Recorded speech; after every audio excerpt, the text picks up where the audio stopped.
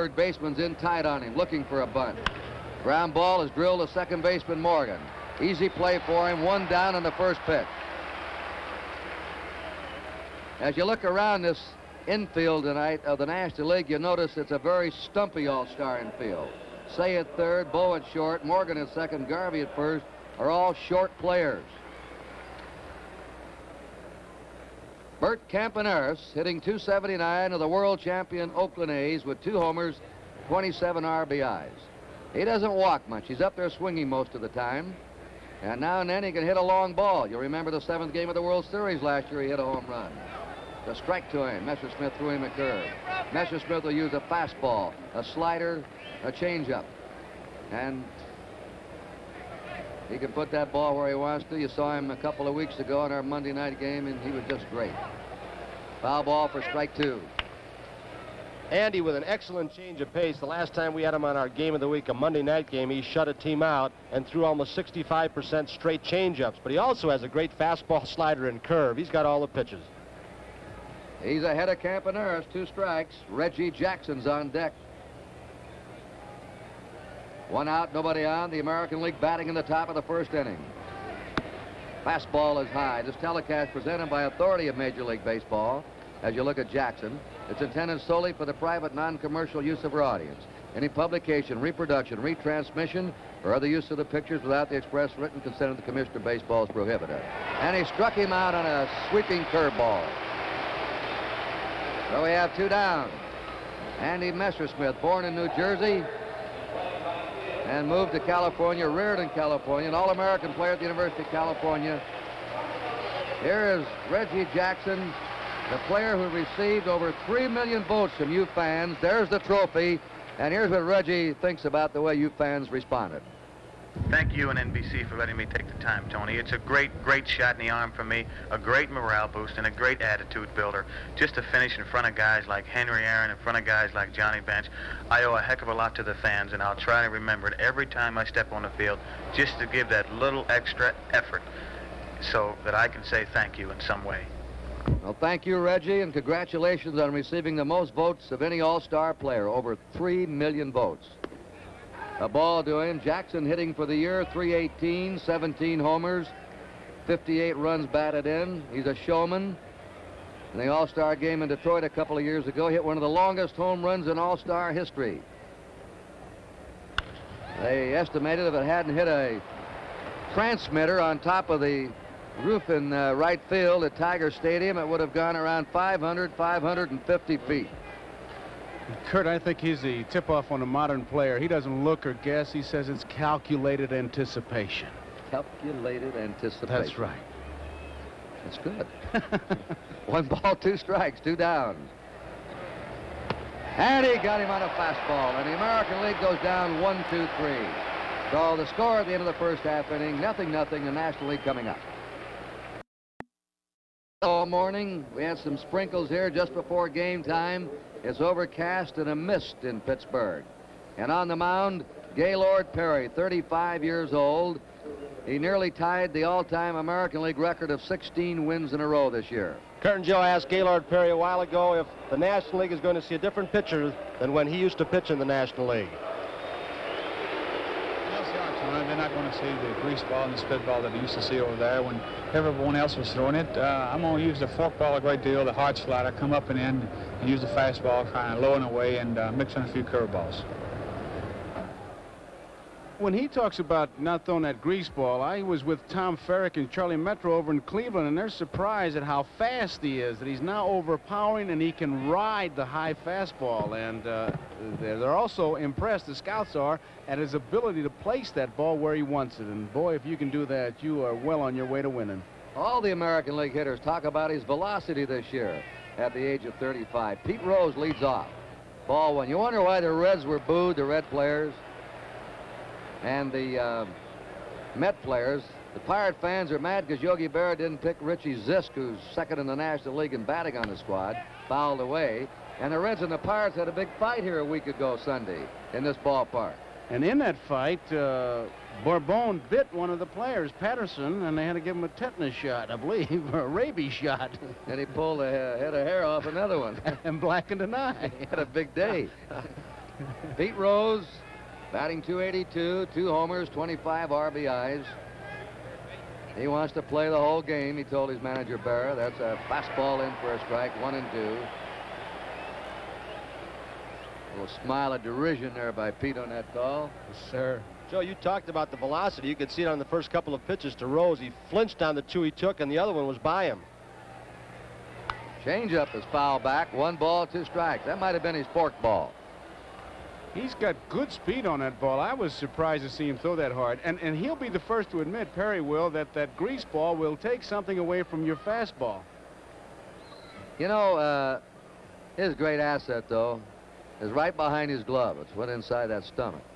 He is one of the finest competitors in sports. 1 ball, 2 strikes to Pete Rose. And Rose strikes out. It's like a fork ball that dipped to him. Fork ball held with the 2 fingers to form the sign of a fork or a V. The ball comes off and it drops off. He has it down to such a sophisticated nature that he can make it go in or out by twisting his wrist or his fingers just slightly. Joe Morgan batting .302. And you take a look at that size and you say he can't be a long ball hitter, but he's banged out 13 homers, knocked in 40 runs. If he gets on, he always affords excitement. 1 out, nobody on, no score, last of the first. Robinson tied at 3rd against him. Pitched a little bit inside. Ball 1 to Joe Morgan. Brooks Robinson even with a bag at 3rd. Campaneris at short, Carew at 2nd, and Dick Allen at 1st as the American League infield. Burrows in left, Mercer in center, Jackson in right as the outfield. High and away.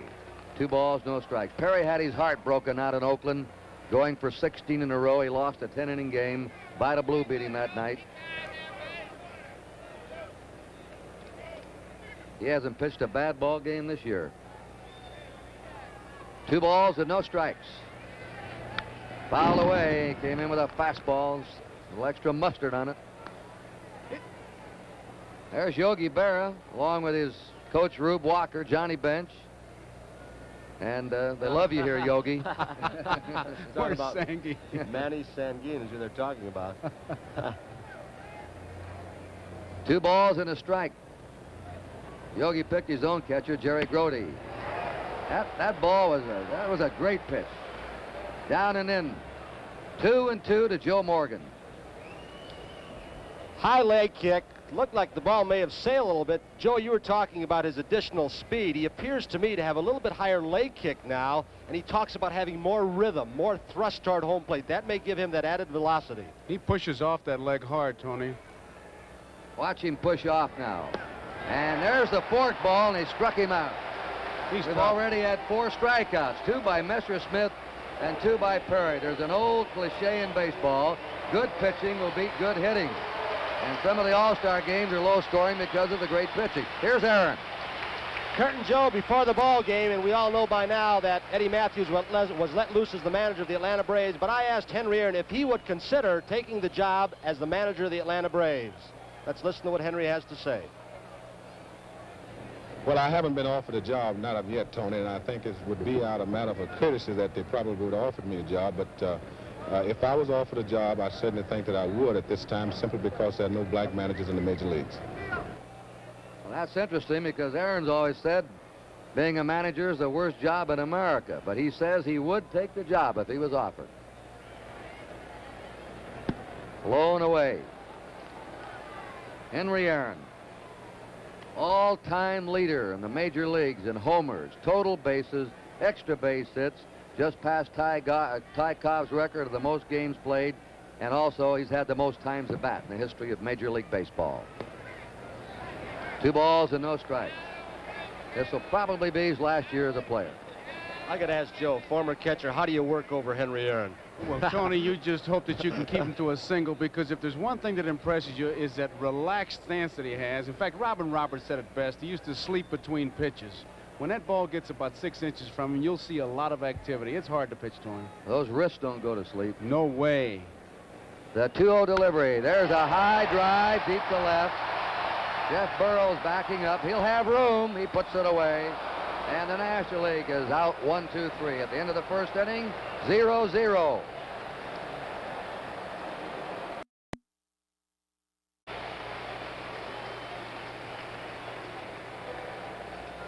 Dick Allen, who showed up here at 18 minutes to 8 with an 8:30 starting time, is in the starting lineup, voted by you fans.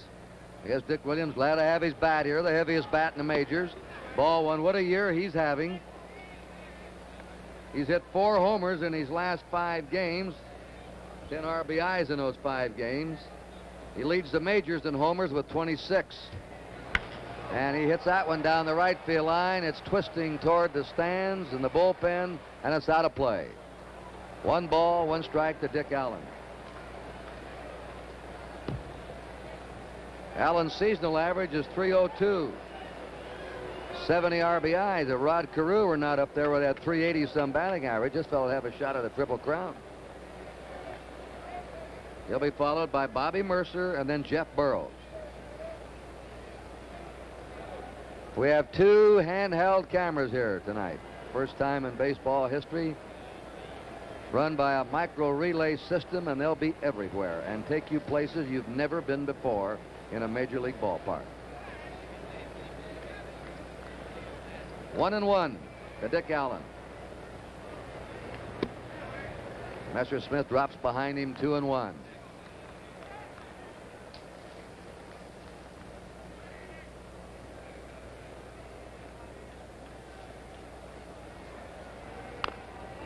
Fouls up and away, 2-2.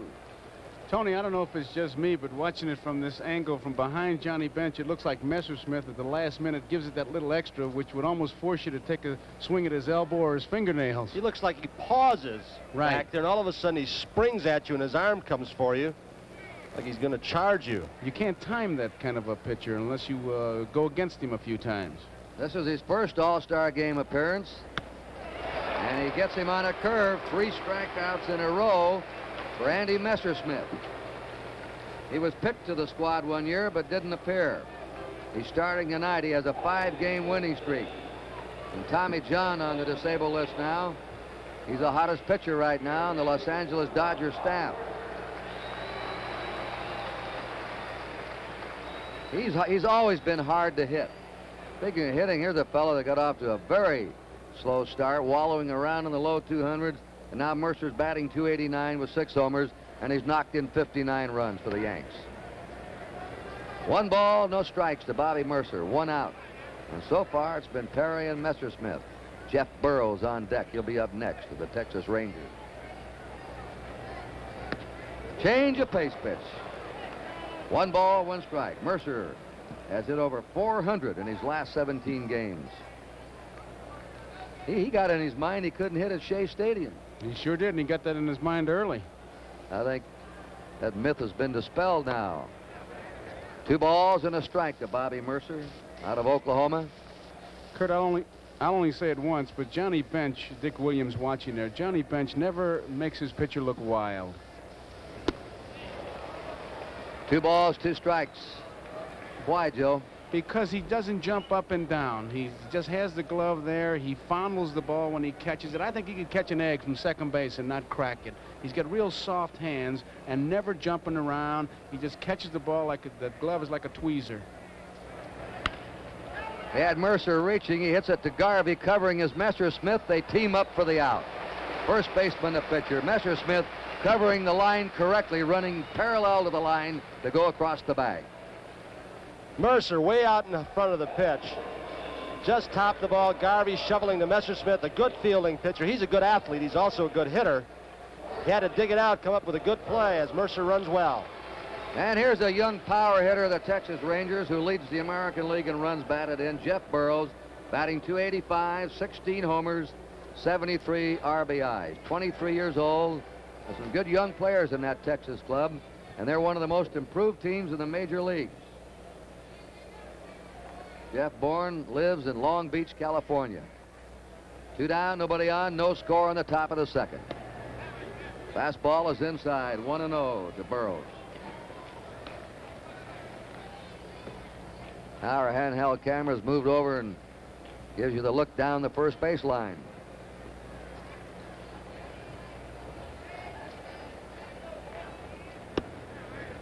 Outside for ball 2, 2-0 to Burroughs. Might just add, Kurt, that on some of the signs, as we see it from the center field shot, Johnny Bench is not having trouble calling the pitches. It's his location. Like he wanted the pitch outside to Burroughs, but Messersmith took charge and wanted it inside. Messersmith's 2-0 pitch. Took a little off, change of pace. We said he's hard to hit. Anytime a pitcher allows less hits than innings pitched, he's got stuff. And throughout his major league career, he's allowed 7 hits for every 9 innings pitched. In talking to both National and American League hitters in this ball game tonight, they almost all agree that Mandy Messersmith has the best changeup in the major leagues. Now, Pete Rose said he's the toughest for him. In fact, of course, Rose has been trying to psych the Dodgers out. We'll talk about that later. He's telling them, watch out, we'll be right by in about a month, boys. They wear their big red machine T-shirts around the clubhouse. The 3-1 delivery is fouled back, and we go 3-2. First full count we've had. We pause briefly for station identification. This is the NBC Television Network. WNBC TV, New York. Here in Pittsburgh, Jeff Burroughs with 2 down. Nobody on as a 3-2 count. And he's on. Here's our first base runner. That brings up the veteran Brooks Robinson.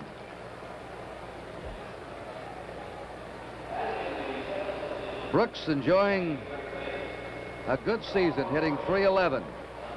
4 homers, 30 RBIs. Always seems to play his best in the All Star competition or in a World Series.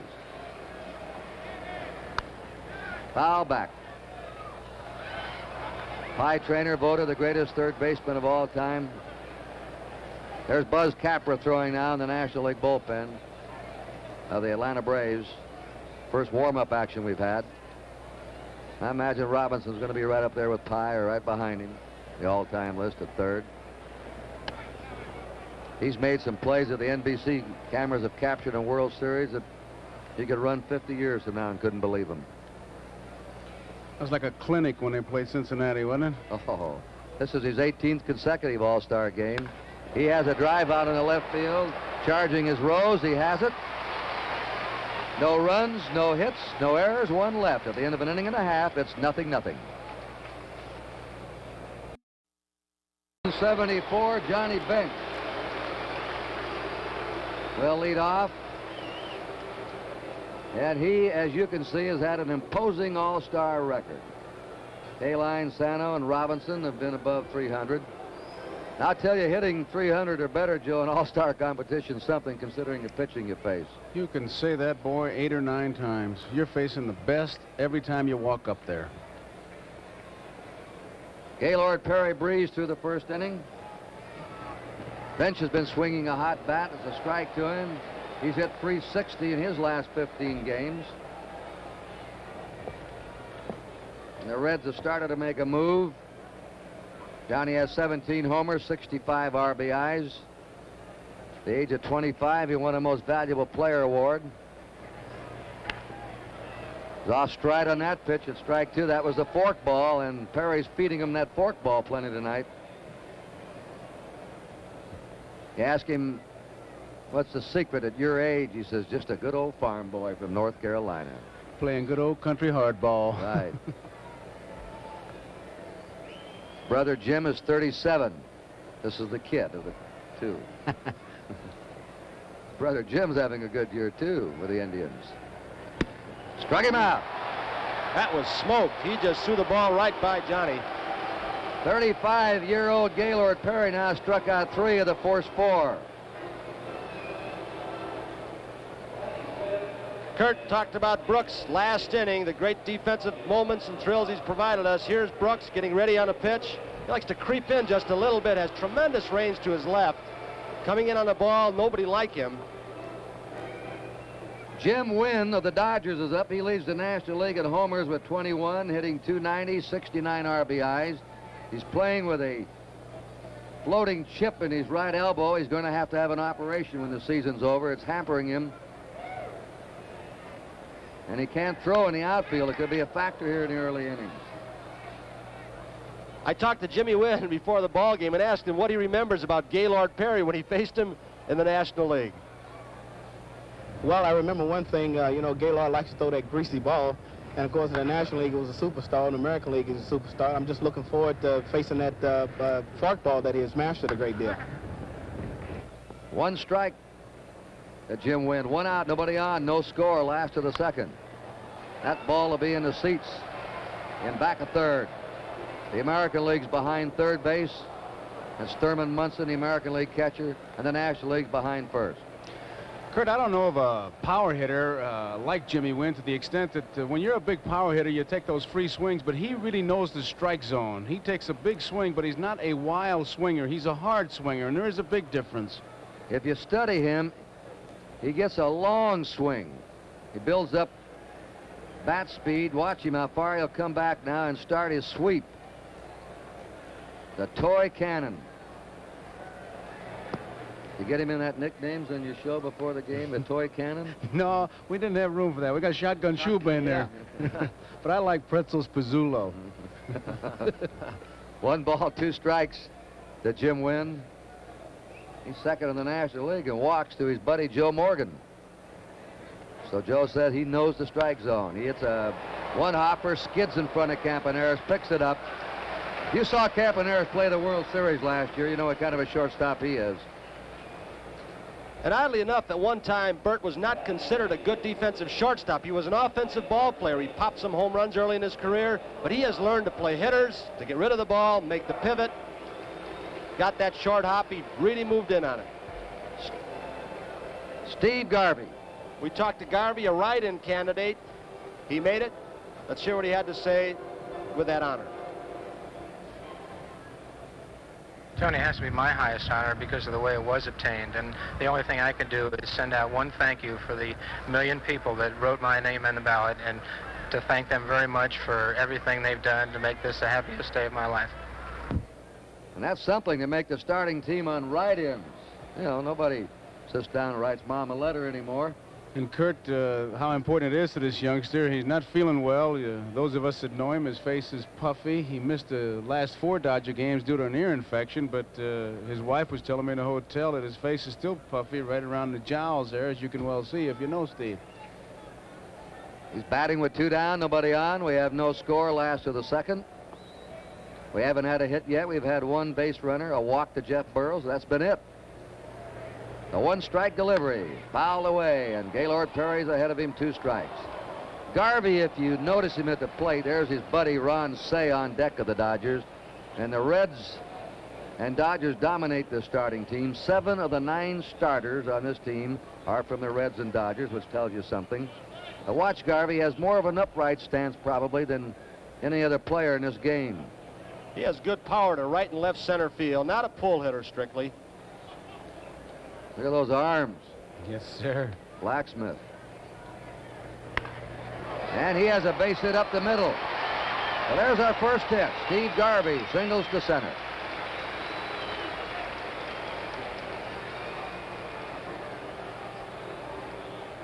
Ron Say, the Penguin, his teammates call him because of his size and his shuffling way of running. Hitting .275, 12 homers. 64 RBIs, mostly a pull hitter. He'll hit the left field a lot, dangerous with men on. Very stocky. I think it's a cute story that Joe told about not only his legs, but his short arms. Joe, maybe you can tell our fans. It's Boswell's story to the Mets. I'll get it in here, I hope. Nearly a wild pitch. Good stop by Thurman Munson. Said he slid into second base and he was out, and Boswell said if he'd have slid in like a human being and stretched his arms, he'd have made it, but he went in like a penguin and he went in with his elbows. He does have short arms. Yesterday when they were working out, he was behind the batting cage with Pete Rose, and Pete says, you know, we're going to pass you, Ron. Oh, he let him have it, didn't he? He says, we're going right by you. So I know you aged 5 years last year. You're a good ball player, though, Ron. Yeah. You got a good ball club. There's a drive in a deep left center. That ball's tagged. And it's up against the wall. Coming in to score is Garvey. Ron Say holds at second with a double, and the National League leads 1-0.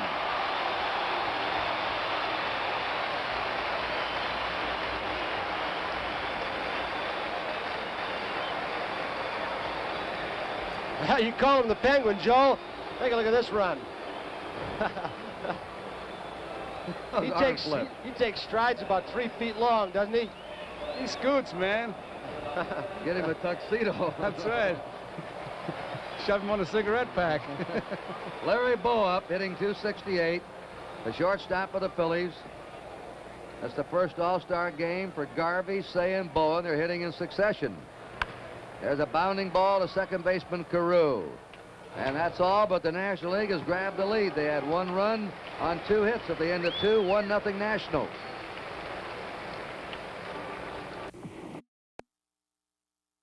Thurman Munson hitting number 8.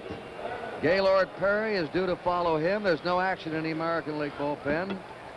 Now they're getting some action. Louis Tiant is getting up. They may hit for Perry. And then we'll go to the top of the order and pick up Rod Carew. Messersmith struck out 3, walked 1 in the first 2 innings. No hits. And he's in with a fastball for a strike to Munson, who replaced Carlton Fisk as the starting catcher. .247 average. You just see 9 homers, 28 RBIs.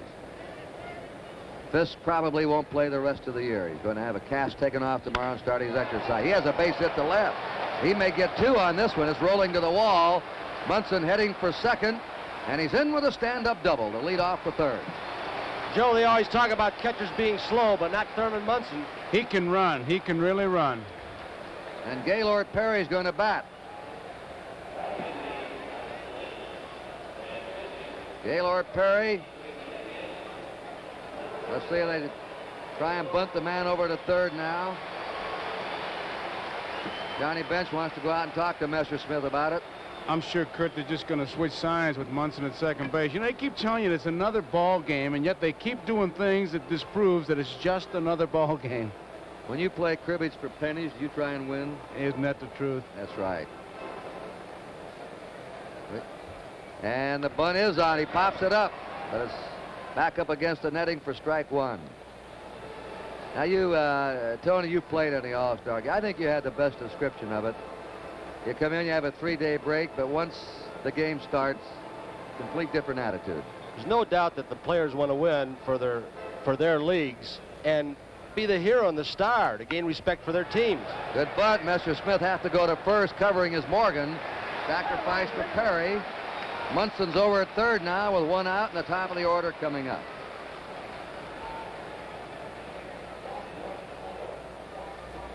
Spoke with Rod Carew just before the ball game, and we asked him this question: do you still think you have a chance to hit 400 this year? Well, Tony, you know, I think if I went into September hitting about 380 or so, I think I would have a pretty good shot at it, because, you know, usually in August and September I hit much better than I do the first half of the season. So if I can keep swinging the bat the way I've been swinging, I think I could hit 400 if it's in reach. Rod Carew is an excellent bunter. Ball, when I one time on a bonefish skiff down in the Florida Keys, I said to Ted Williams, "Can anybody hit 400 again?" And he said, "Yes, somebody that can run, bunt, and slap the ball around and stay free of injuries," and this man describes it. Here is Ken Brett of the Pirates. He's going to come in and pitch in the 4th inning for the National League. Kenny Brett. Carew moves the ball around to all fields. He makes contact. A ball and 2 strikes to him. Kurt, he also said to me, as we look at Munson down in third, that if he were playing on more artificial surfaces, and they have 6 in the National League, 2 in the American, he thought he would have a much better chance, as he can see the difference in his average in Kansas City and Chicago. In other words, those ground balls go through for him, and he goes after that low breaking pitch. There is Campaneris on deck. Bobby Mercer in back of him. Talking about a change of pace. They're all bearing down and watching Messersmith. Now Carew's on. Second walk by Messersmith. Runners on first and third. 1 out. Campaneris up. Campaneris struck out his first time.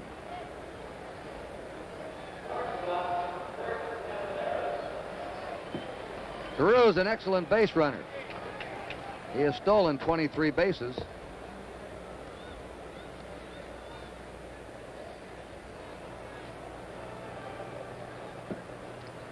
The American League threatening. They're behind 1-0. And there's a bunt down to first and let it go. It's foul. It was not the suicide squeeze. The runner at third was waiting to see how the batter handled the ball, Munson, before he broke. Look at it again, and very wisely, Steve Garvey lets the ball roll foul as Munson ran well off third base. I like that play a lot. There's the angle on the ball as it rolls foul. I like the play, Tony, because the run usually scores, and Kurt, if the worst thing you can get out of it, the man's at second base with one out and a run in. Right. You got another man set up. You got your gunners coming up. Reggie Jackson's on deck. The one-strike delivery. Low and away, 1-1 to Bert Campaneris. Mr. Rickey used to always say, let those nits and gnats get on, let them lions and tigers eat them up. 1 ball, 1 strike to Bert Campaneris. He hits it foul, and that's Whitey Herzog. That's right, Whitey. It'll sting for 2 or 3 innings. Herzog's coaching at third, and Jack McKeon, the manager of the Kansas City Royals, is over at first. Earl Williams is the other coach, and he's in the dugout with Dick Williams, the manager. The 1-2 pitch.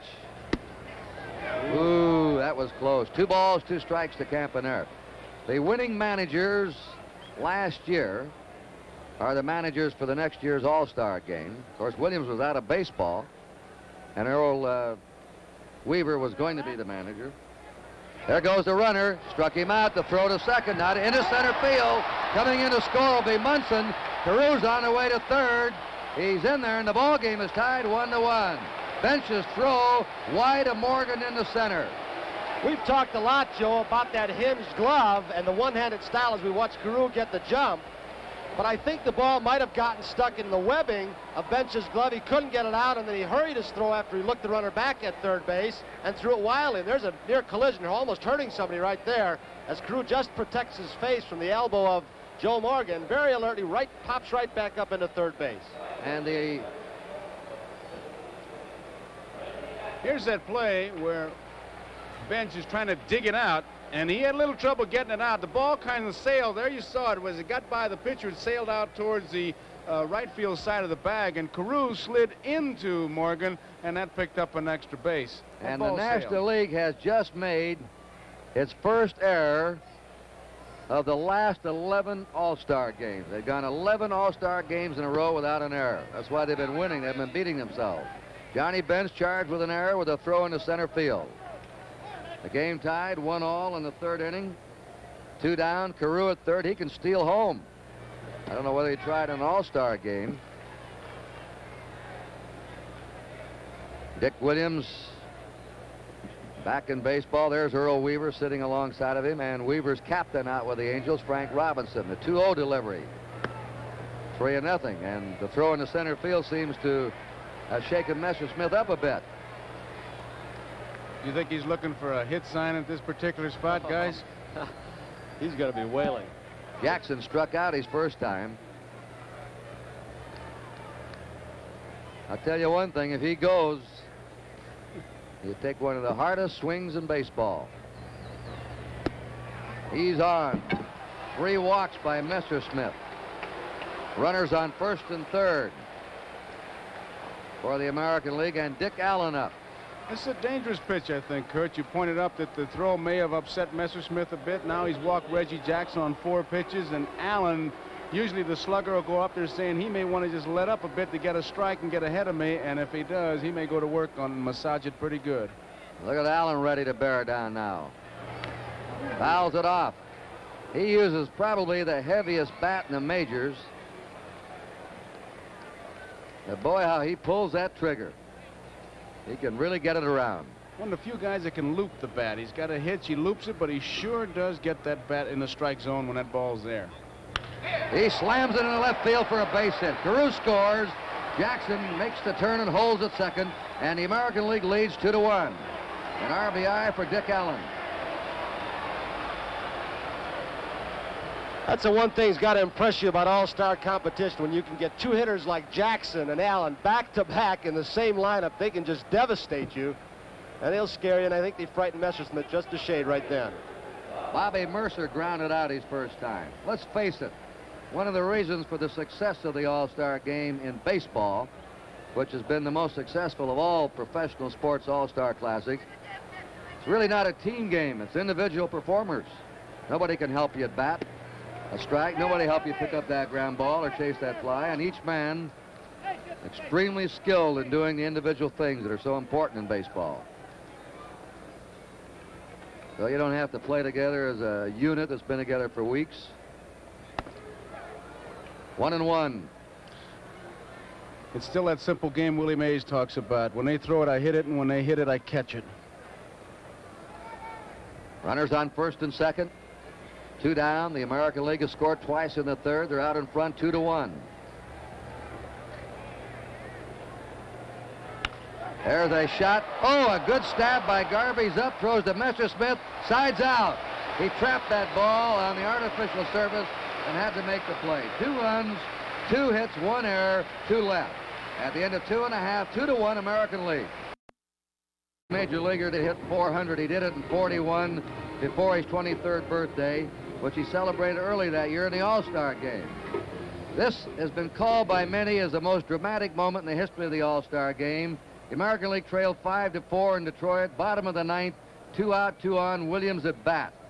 Claude Passot, the Cubs, on the mound. Williams, an effervescent young kid, always has great enthusiasm. But look at Tony, that was his greatest thrill in baseball. He really showed it, too. We got a man up now, Ralph Garr, who is going to be a pinch hitter for the National League, and a couple of defensive changes for the American League squad. Yastrzemski, there's Grich at second, and Yastrzemski goes to first base. Allen is out, Carew is out. Ralph Garr leading the National League in batting. A strike. The Road Runner, he had to get the permission of, I think, a movie company to use that nickname, the Road Runner, from the cartoon, the Road Runner. He can run roads and bases. 1 strike to Ralph Garr. That's the fork ball by Gaylord Perry, 0-2. Garr leads the majors in base hits and in triples. And if I ask you a little personal quiz, the 2-strike delivery, foul back, who leads the major leagues in total bases? You might say, oh, it must be one of the big power boys, Dick Allen, Reggie Jackson. No, sir, it's this fellow right here. Ralph Garr has 201 total bases to lead the major leagues at the All-Star break.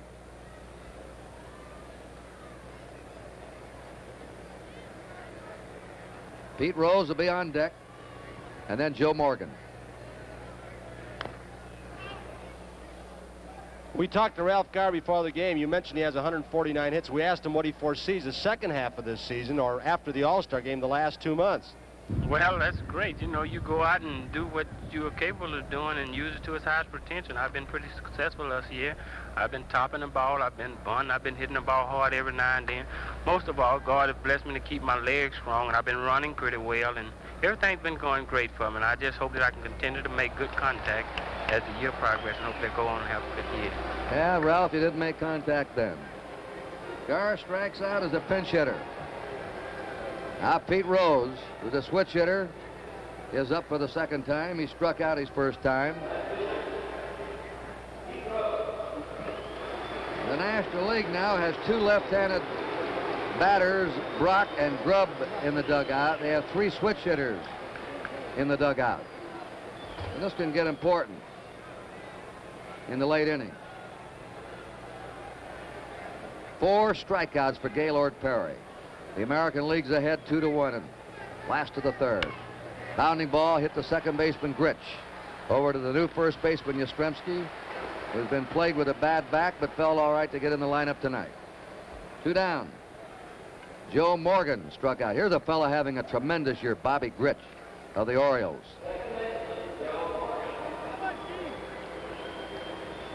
I tell you, the American League's desperate to win. They lost 11 of the last 12. The new American League president, Lee McPhail, put out an order asking the managers not to pitch any of the American League starters on Sunday so they'd be rested. And Dick Williams said, I'm not going to put everybody in just to make everybody happy tonight. If we get ahead, I'm going to keep a lineup on the field that can win. There's a high foul out of play. The roar you heard is for Ken Brett, who just trotted in from the National League bullpen. 10 of the last 11 the American League's lost. Kenny Brett, he's the only Pirate representative here tonight. And the Pirates are getting hot. They won 8 in a row. They hated to see the All-Star break come. We sure did. 2 down, nobody on. Hard ground ball, hits the umpire. Art France, ball's in play. Joe Morgan goes to second. Probably would have been a double anyway, but Art France was hit in the foot by that hot grounder.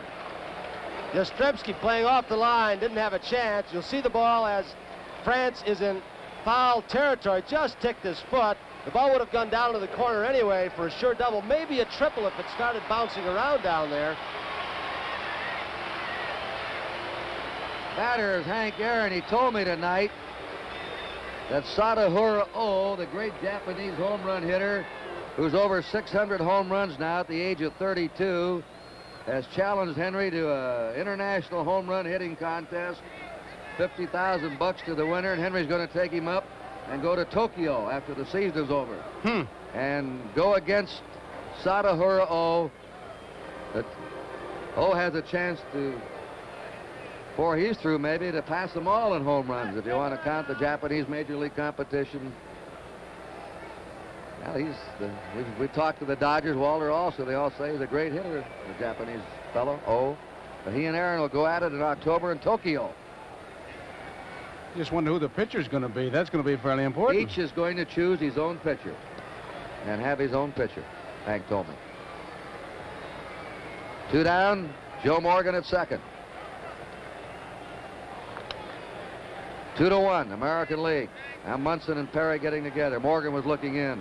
Well, Munson has been using a very simple set of signs. It's been the first flash that he gives, and the tip-off was that Perry was going into his delivery before Munson completed giving his signs, and with the man on at second base, Morgan was doing a good job of decoying and stealing signs. You got to feel like the ballpark is a booby trap when you play, that they're stealing signs from everywhere.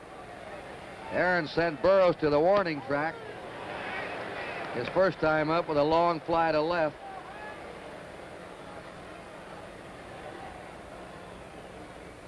There's Burroughs. Average outfielder, not a great one, but average. He is a bounding ball deep short. Campaneris with a strong arm. It's there in time. No runs, a hit, 1 man left for the National League. At the end of 3, it's 2-1 in favor of the American League.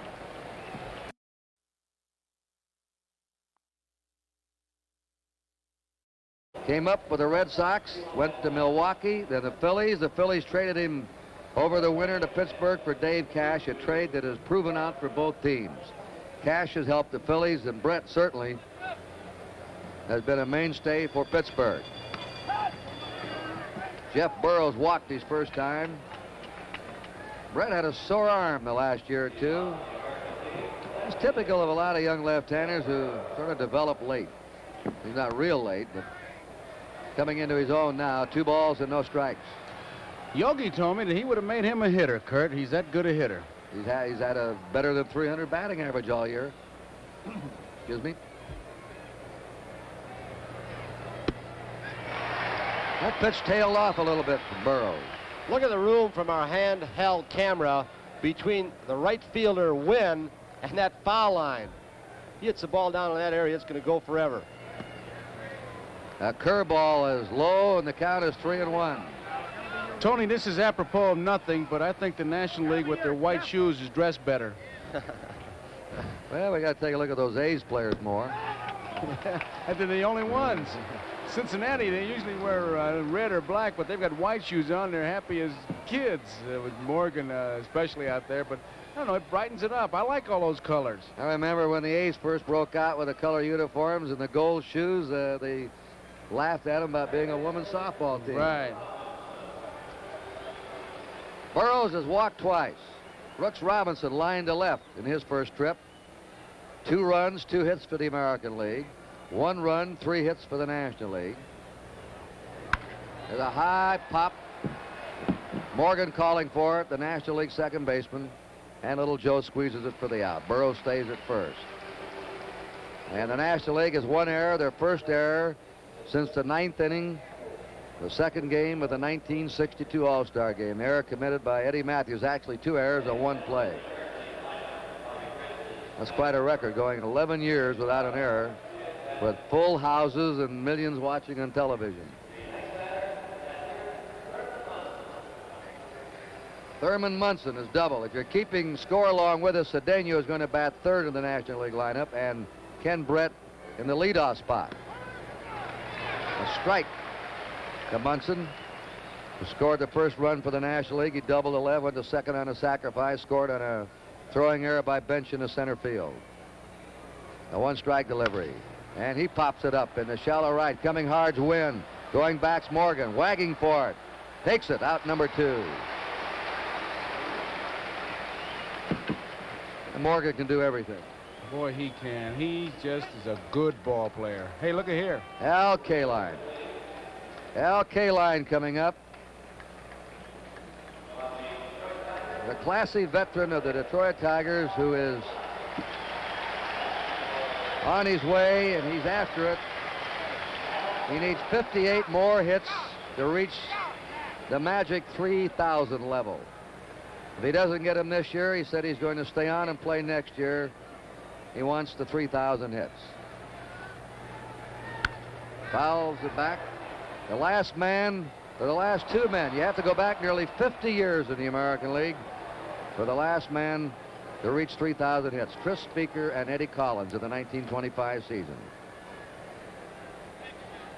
And the most recent player, the late Roberto Clemente, who reached the 3,000 mark level. Only 11 players in the history of the major leagues have reached 3,000 hits. 1-1. There's Burroughs at first, 2 down, 2-1 American League in the 4th inning. Kaline pops it up. Johnny Bench flipping the mask away. And that's all. Brett, after walking Burroughs, gets 3 pop-ups in a row. At the end of 3.5, it's 2-1 American League. In 1970, the challenge was in Mexico, the Baja 1000. 1971, the brutal East African Safari. 1972, Greece and the Rally of the Acropolis. We challenged them all on passenger car tires, Sears steel-belted radios. And on tough roads like these, we prove them for traction, strength, and mileage. From their radial design to their 2 steel belts, the Sears steel-belted radial, only at Sears. Last year, Joey Chitwood's cars started riding on a new kind of shock absorber. Over 4,000 total jumps. Over 32,000 road miles on the Sears Steady Rider. The shock that adjusts to heat when most others can't. The result? Not one Steady Rider failure or wear out. It's Sears' best heavy-duty shock. The Steady Rider. Only at Sears. You know, they call Pete Rose Charlie Hustle, but the original was a guy I first played with during my rookie year with the Cardinals, and I'm talking about Enos Country Slaughter. In the 1953 All-Star game, which was won by the National League 5-1, at Crosby Field in Cincinnati, was a good example. Well, Eno was 37 then, but he was a one-man wrecking crew. Harvey Keene found that out when he was robbed of a sure hit by this spectacular catch. With Mike Garcia pitching to Jackie Robinson, Eno stole second base. Yogi Berra was the catcher. Satchel Paige in his windmill style was perfect for Slaughter. He singled off the oldest man ever to play in an All-Star game. And Roy Campanella scored on a base hit. It was a one-man performance in the 1953 All-Star game by Eno Slaughter, the original Charlie Hustle, who could do it all, and he did it every single day. Now here's a man that almost falls apart in everything but the win column. Louis Tiant. 14 wins for the Red Sox veteran, 7 losses, 2.78 earned run average. He got off to a slow start, and he's a new papa. Had a baby boy Saturday. We have Joe Rudy in left field. He has replaced Jeff Burroughs. Rudy now the left fielder. And he'll be batting 6th, and Tiant will be batting 9th. There's it's not the blooper, it's not the ephus, it's just the Tiant wiggle. He is fun to watch. He turned his back completely to the hitter, Johnny Bench, looked out to his center fielder, said, I'm throwing him a changeup, and he did. The 1-1 delivery by Tiant. That's his fastball, and listen, he has something on it when he wants to deliver. He has, his favorite saying is, what you need. What you need. An obliging guy, great sense of humor, a fun man to have around a ball club. The 1-2 pitch. Look at that head jerk. Hey. Okay, let's take a look at Louis Tiant again. He doesn't ever look at the hitter, doesn't seem like. Down on his toe, up at the sky, out to center field, and he comes from all directions with 4 or 5 different pitches. Bench solves him for a line drive, hit to left. Rudy has it on a hop. So Johnny Bench, who struck out the first time, has singled.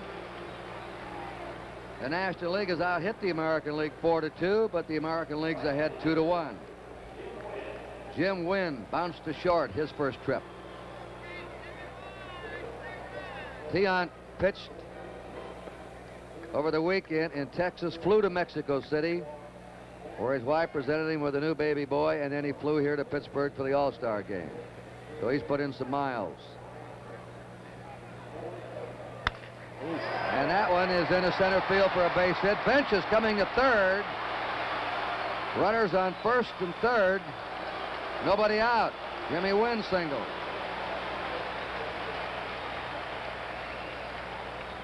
Sparky Anderson coaching at third, the manager of the Cincinnati Reds. Red Schoendienst, the manager of the Cardinals, is coaching at first. Old silver locks. There's the redhead. You got the white and the red on the coaching boxes tonight. And Tiant has been tagged for 2 singles by the first 2 men he's faced. Steve Garvey singled his first time up. And he drills it into left field. Base hit, going to the corner. Bench is scoring. Wynn is rounding third. He's being held up.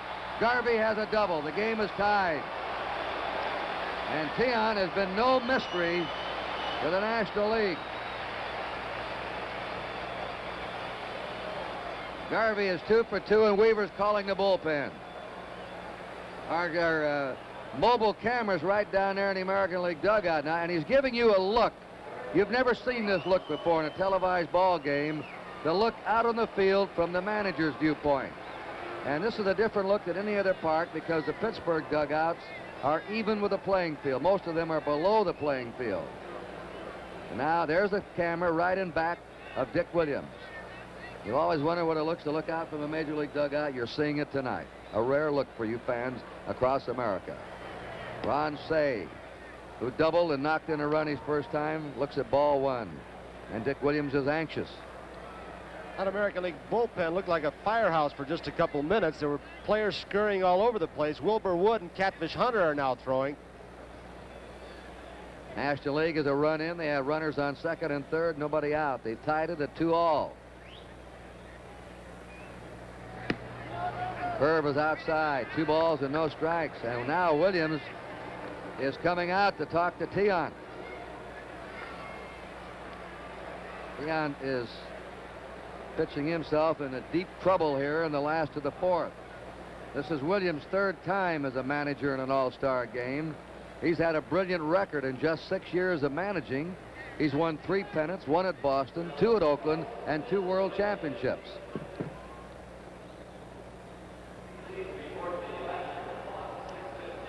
Tiant's motion certainly has not fooled the National League hitter so far, but he's also hung some curveballs, especially the one to Garvey, high and inside. Tony, I can imagine with the first base open, too, Dick Williams wanted to find out how Tiant felt. He doesn't have a big power hitter coming up next, and Say can pop the ball, and if he hits one now, it'd be a big, big bulge for the National League. They're deep and toward left for Ron Say. There's ball 3. You saw that little bulletin flash to you. 4 first-place finishes for Williams.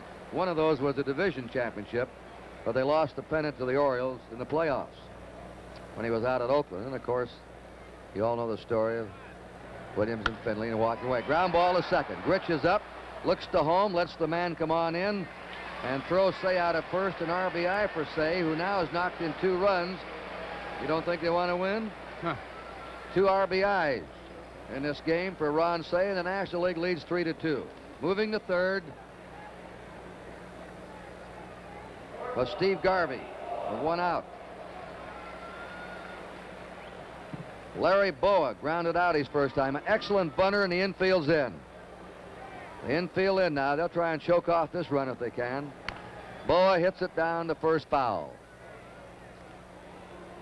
Outfield playing very shallow for Larry Boa also, and they've got some pretty good throwing arms, especially in right field and Reggie Jackson. Mercer throws well. Rudy charges the ball like an infielder and gets rid of it.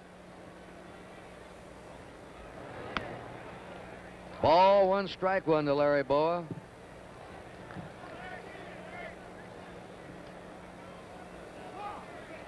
American infield drawn in tight. The outfield straight away. Boa pokes the ball around, not a long ball hitter, and fouls it away, and it's 1 ball, 2 strikes. Ralph Garr's on deck. He's batting 9th. He came in as a pinch hitter in the 3rd and stayed in the ball game. Ralph Garr. There's a grounder to short. The draw in infield. Campaneris looked the man back. Throws Boa out. 2 down. Garvey's still at 3rd. And Ralph Garr's up. He struck out his first time. Now the infield backs up. With 2 outs, they've still got to be a little bit cautious with Garr up there because he's a pretty good bunter. He may try and score the run that way. And also they have to play Tony and Joe a step or 2 on him. Robinson's even with the bag at 3rd because of Garr's tremendous speed going down the line. Change up is foul back. That is Tiant's hesitation pitch, sort of a takeoff of Satchel Paige's stopping at the top of his delivery, hesitating, then coming on through with his delivery. 1 strike to Ralph Garr. 3-2 National League. High fly down the left field line. Campaneris going out, calling for it. A foul ball, he has it, the side's out. 2 runs though for the National League. 3 hits, they left 1. At the end of 4, 3-2 National League. Chances are your house is covered, and your car, and your life is covered. But how about your money? I carry covered money. First National City Travelers checks are covered money because they're as good as money until you lose them. Then they're better because you can get them replaced on the spot at more than 35,000 places around the world, and you can spend them at millions of places. So wherever you go, first get First National City Travelers checks, the covered money. Painting can be a merry-go-round. When you finish, it's almost time to start again. Not with Sunproof Latex House Paint from Pittsburgh Paints. You see, Sunproof Latex has a patented formula with built-in acrylic flexibility. Resists cracking, peeling, blistering. Colors are fade-resistant, so you paint less often. Get off that merry-go-round. Get Sunproof Latex House Paint. Wherever you see me. The Pittsburgh Paints Peacock.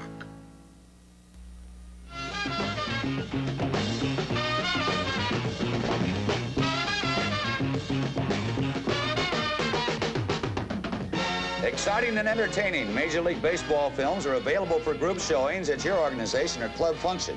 For a free brochure of baseball film listings, send a postcard to Baseball Film Division, 1650 Broadway, New York, New York, and the zip is 10019. The preceding announcement furnished by Major League Baseball. This is the commissioner's box, and you're right in the front row, Mr. and Mrs. Kuhn or Mr. and Miss Galbraith. Don't know the other gentleman. It's Bill Salatis, the president of Gillette North America, and Julian Goodman, chairman of NBC, chairman of the board. Back on the right, Herb Schlosser, president of NBC. Bob Howard, the president of the television network. I saw Joe Cronin there, who just retired as president of the American League in the second row. Hall of Famer Joe Cronin. In that second row, Carl Lindemann, vice president of sports of NBC. There's a drive in the right field by Bob Grich to lead off the 5th. He's on. Grich has hit 15 homers this year. He's one of those players pros that grows on you. You have to watch him every day to really appreciate him. Bert Campaneris has struck out twice. 6 hits now for the National League, 3 hits for the American League. I love that Gritch's name. It looks like one of those abbreviated things used to be in a box score. Campaneris trying to bunt again down the first base line. Strike 1 to him. His wife's quite a painter, you know. He does the artistry with a bat, with the feet and the glove, and she does it with the oil brush. Ken Brett has just allowed his first hit. He's in relief of Messersmith. Inside a ball, 1-1. You hear that chatter in the infield.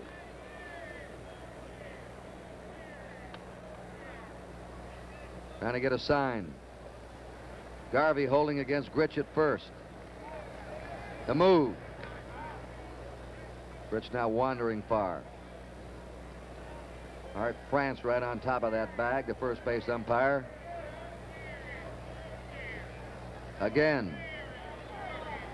Now Ron Say, meanwhile, in the other corner's creeped in. He's even with a bag over there.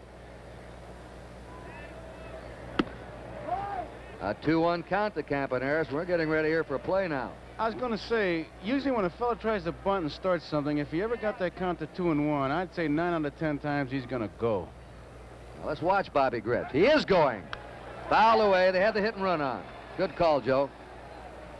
It seems to me that 2-1 is the, I don't know if you find that way as an infielder, Tony, the manager's delight, 2 balls and 1 strike. You know that pitcher or catcher don't want to go to 3-1, and you got the infield in. Even if you just fake a bunt or foul it off as Campaneris did the first pitch, everybody moved in.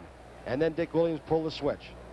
All right, it's a 2-2 count to Bert Campaneris. He struck out twice. He hits a drive into right center. Back deep goes Cedeno. Back, and grabs it on the run. He just outran that ball. Fires to first, trying to double up the runner. That's the play of the ball game so far. He was playing Campy to left center field and underestimated his power, and he ran a mile. Cedeno, after the luncheon for the players by the commissioner this afternoon, had food poisoning. They almost had to take him to a hospital. He lost the feeling in his hands. They did not think he was going to play, and look what he comes up with, and almost throws behind Gritch and doubles him off. He can do everything. Well, he has tremendous skills. He leads the majors in RBIs. He won his 2nd successive Golden Glove Award last year. One of the 3 best defensive outfielders in the National League. He can hit. He can go from first to third in a line drive single to left. Reggie Jackson. A ball to him. Reggie has struck out, walked. 1 out. As Cedeno has just robbed Campaneris and maybe saved a run of an extra base hit. A big high hopper hit to Morgan. He goes to second. Gamble. Out. No play at first. Morgan unloaded that ball quickly to Larry Boa. And Larry Boa gives a pretty good target as he moved to the outside of the bag so that the ball, the throw would not hit Gritch sliding. Had he stayed right on the bag, the ball might have hit Gritch, bounced away. Chancy play by Morgan.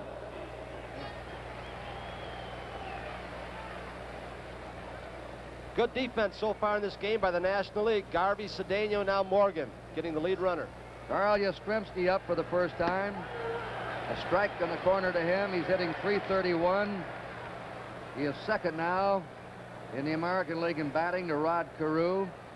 Carl has 11 homers, 54 runs batted in. Perennial All-Star for the Red Sox. And this is the Allegheny Club. This is one of these private clubs we have in all the new stadiums in baseball. Look at them, isn't that? That's a tough way to watch a ball game, huh? I'll tell you, the good old days are right now.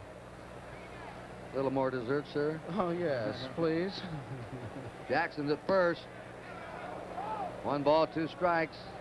Reggie, a big man, though, is an excellent base runner. He's stolen 10 times in 14 attempts this year. American League trailing by 1 run. He reaches and pokes it down the left field line. Gar racing. No one can get to it. It's in the seats. 1 ball, 2 strike count to Carl Yastrzemski. Amazing thing about the man right there, Reggie Jackson, and he reminds me so much like Mickey Mantle. He can dominate a game in so many different departments. Jackson told me before the ball game, he said, watch, I'm going to be the star of this game. He believes every game he's going to go into that he's going to be the dominant force. That's what kind of confidence he has. He's got that great quality that all-stars have, which is called, Pete Reeser called it, inner arrogance. He knows he can do it, and that's the way you have to feel to get the job done. And it's stabs by Morgan at first, and he took a base hit away from Yastrzemski. No runs, a hit, one left. And the score at the end of 4 1/2, 3-2 Nashville. Love power steering, 'cause I'm not too strong. White walls, wheel covers, bright trim all belong. This vinyl roof, radio for a song. That's why this lady drives a Scamp. Get this special equipment and you can get an automatic transmission at no extra charge. Good gas mileage, too. That's why this lady drives a Scamp. Scamp, one of 8 great small car buys from Plymouth. Head up! Get the feet apart! Head up! Come on, move it, Jeff, move it! Hey, Coach, you look like you could use some Gatorade. Almost, come on. All right, man. You all look like you could use some Gatorade. Gatorade Thirst Quencher. More than just a mouth refresher, Gatorade helps replace what your body is thirsty for. Give your body what it's thirsty for. Gatorade. After 8 straight losses, the American League finally won the 1971 All-Star game at Tiger Stadium, Detroit, 6-4. One of the key reasons was pinch hitter Reggie Jackson, who probably slammed the longest home run in All-Star game history. Jackson connected off Doc Ellis. The ball sailed high, 520 feet from home plate, and then bounced back onto the field. Might have gone 600 feet and out of the park if it had not hit a power transformer. Later, Al Kaline of the Tigers said, I've been in this park 18 years, and I never saw a ball hit that hard. And looking in from our mobile camera in center field, we also have a new center fielder now for the American League. George Hendry of the Cleveland Indians has replaced Mercer. Lou Brock is coming up to bat in the leadoff spot for Ken Brett. The fans are booing. They wanted to see Brett hit. Lou Brock.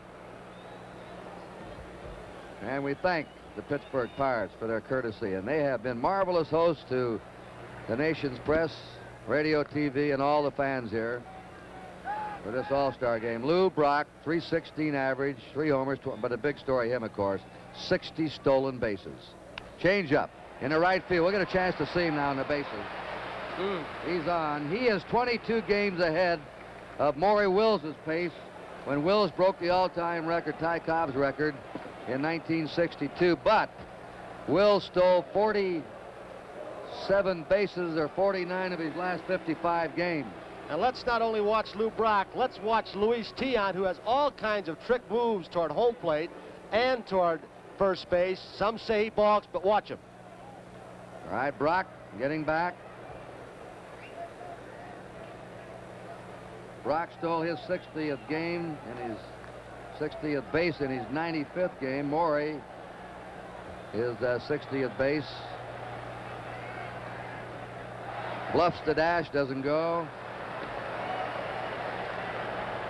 And that's a sign of a good base stealer. Lou knew he did not have the good jump. Tiant held the ball, got him flat-footed, so he decided not to go. Actually, as I look down here, Maury stole 53 bases in his last 59 games to pinch it down even more. And Brock knows he's got a fantastic pace in August and September to break the all-time record. But he's going for it. There, he starts the bluff. It doesn't go.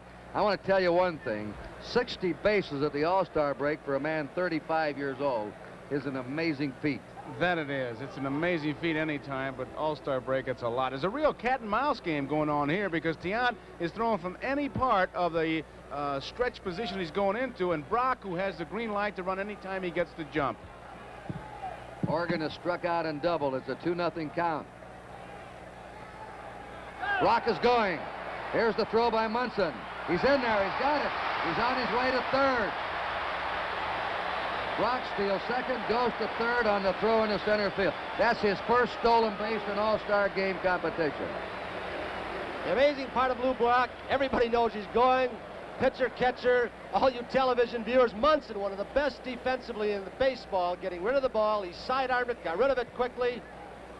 Look at it again. Tony, I didn't think he had a good jump at that because he kind of broke back off his foot rather than his left foot rather than the crossover, and that throw, a low throw, and Brock in complete control goes on over to third. Good throw would have had him beat, Joe. As Yes, you sir. said, you could see it.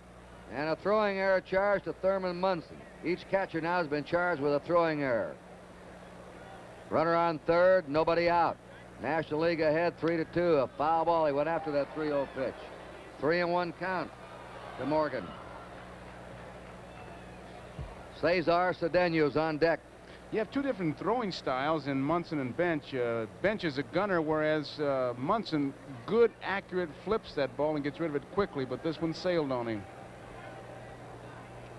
Tion has been roughed up for 4 hits. There's a drive twisting down the left field line. It'll be in the American League bullpen. Looks like Jim Hunter chasing it. The Raleigh Fingers. Raleigh Fingers.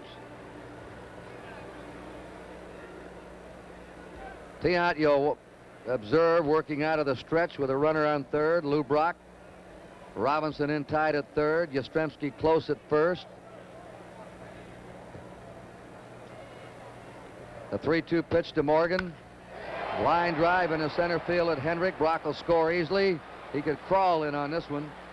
And the National League has a 4-2 lead, a sacrifice fly, an RBI for Joe Morgan.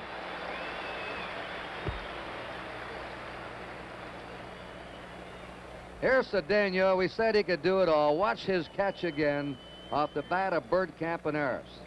Then we'll tell you about his batting and his base running skills. Here he is now, just inserted in the game in center field, robbing Campaneris of at least a double. And maybe a triple the way Campaneris can run. He just outran that ball with his speed. Cedeno leads the majors in RBIs with 75, 19 homers, a .299 batting average, and he's stolen 36 bases. What credentials. And still in his young 20s. 3 All-Star games, the age of 23. He has those same credentials as Reggie Jackson has, can do it all. He hits a high fly out to left center. George Hendrick loses his cap, but not the ball. There's 2 down.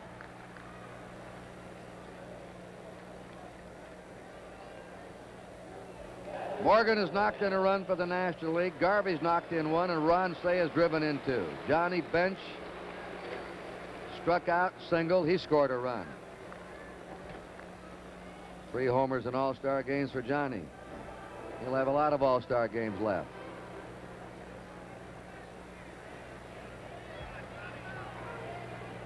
Back in the All-Star game in Washington, Bench hit a line drive. Yastrzemski vaulted above the left field fence and robbed him of a home run. A 1-strike pitch. 1 ball, 1 strike to Bench.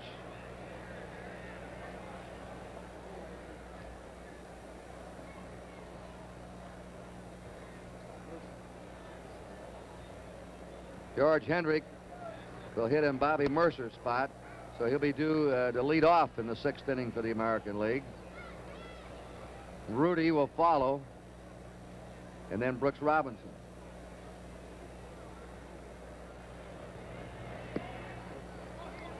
Three balls and a strike. Tion has not been as effective tonight as he's been the last 6 weeks with the Red Sox. He got Johnny Bench talking to himself, Kurt. The 3-1 pitch to Bench. Strike 2 with a fastball. 3-2. I don't know how you would feel hitting against him, Kurt. Or Tony, did you ever bat against him? Yeah, when he first came up with Cleveland, and he could throw hard, and that's about all he did. Now he mixes them up quite a bit. But I wish he'd look at you when he throws. Well, what a bargain for the Red Sox. They picked him up in the minor leagues. Everybody thought he was done. 20-game winner last year, on his way to another 20-game season this year. Jim Wynn has grounded out, single. He scored a run. Bench at first, 2 down. The National League has scored a run in this inning, and they're leading 4-2 in the last of the 5th. NBC hopes you're enjoying this All-Star game from Three River Stadium in Pittsburgh.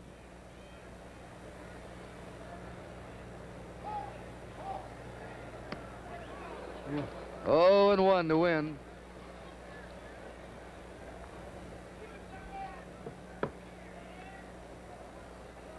Got Catfish Hunter and Wilbur Wood now throwing once again, Kurt and Joe, down to that American League bullpen. I think Matlack will come in for the National League. He was warming up down there a while ago.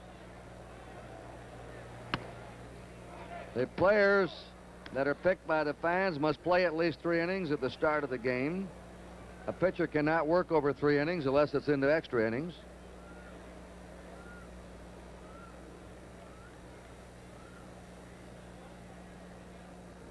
Got the Fu Manchu, the sideburns, the works. 1-1 pitch to win. Slow one. Floating in. 1 ball, 2 strikes to Jim Wynn. There he is, a little way that he tries to deceive that runner and also the hitter a little bit as he comes down, and that's been contested by some saying it's a balk, and the umpires say no, it's part of his natural motion. He does it all the time. He's pitching 1 ball, 2 strikes to Jim Wynn. Now the move to first. He nearly got him. He went off. Johnny had about a 1.5 lead. Well, he hypnotizes you the way he moves that glove. You know, he can trick you into it. He can throw from anywhere when as he comes set. Look at him. Now to the plate. Foul ball back.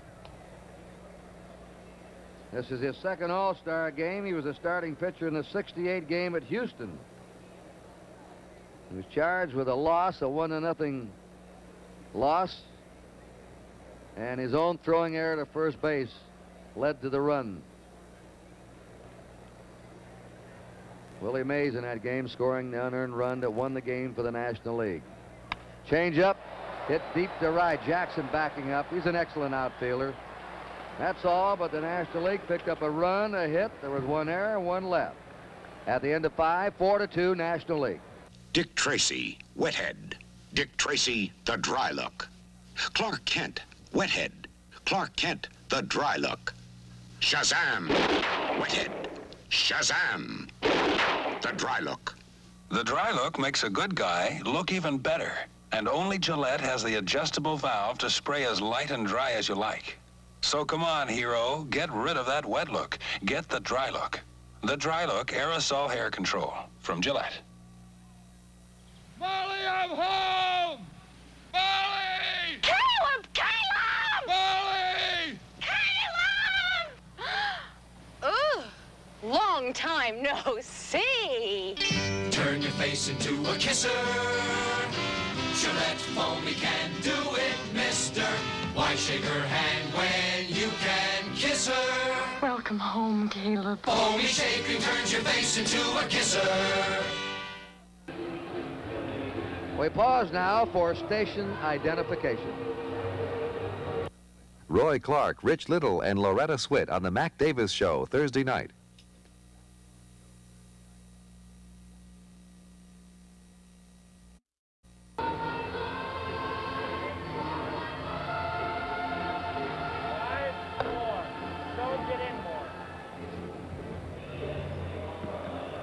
I want you to meet one of our favorite fellows in sports broadcasting, Bob Prince, the colorful voice of the Pittsburgh Pirates.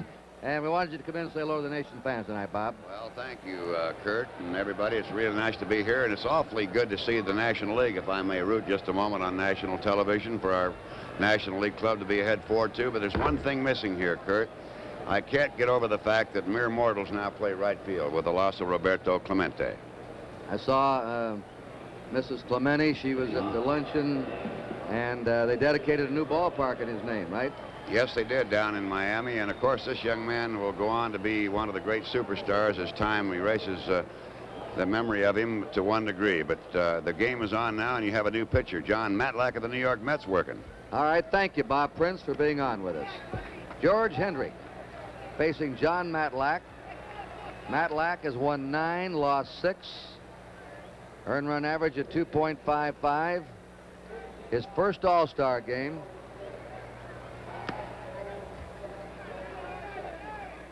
Two balls and a strike. Reggie Smith now has moved to right field. He's replaced Jim Wynn. Smith will be leading off in the batting order for the National League. Hendrick fouls it back. Hendrick has arrived now as an established Major League ball player. Some of the Oakland A's were moaning, Joe, in the clubhouse, that they wish the A's had been more patient and kept him. He's got as quick a bat, and when they talk about tools, this fella's got them all. Run, throw, everything. There it is. He hits it into center field. He's a 300 hitter with the Indians and has smacked 16 homers. So George Hendrick leads off in the 6th inning. He didn't hit that ball good either, Kurt. It just shows you how strong he is, what you were talking about. He may have even broken his bat. Joe Rudy. We've talked about this in the Saturday game of the week, NBC's Monday Night Baseball. Not out in the Bay Area, but maybe the most unappreciated Major League ball player today, Joe Rudy. I'd go along with that. Never says a word. All he does is just do the job, make the big plays, get the big hits, play outstandingly in the World Series. He's up for his first time. Ball went to him. He's knocked in 62 runs and hitting .303, and he's had 26 doubles to lead the National League, or the American League.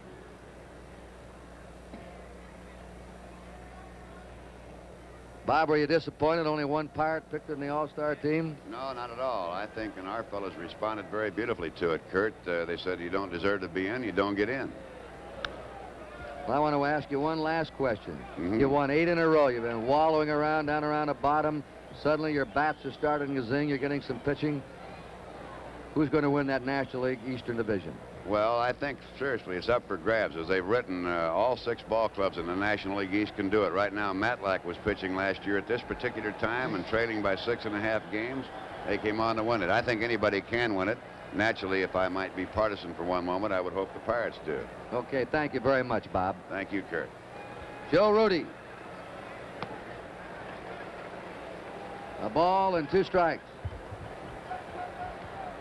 We're now in the National League bullpen with our creepy camera, and warming up out there is Lynn McLaughlin of the St. Louis Cardinals.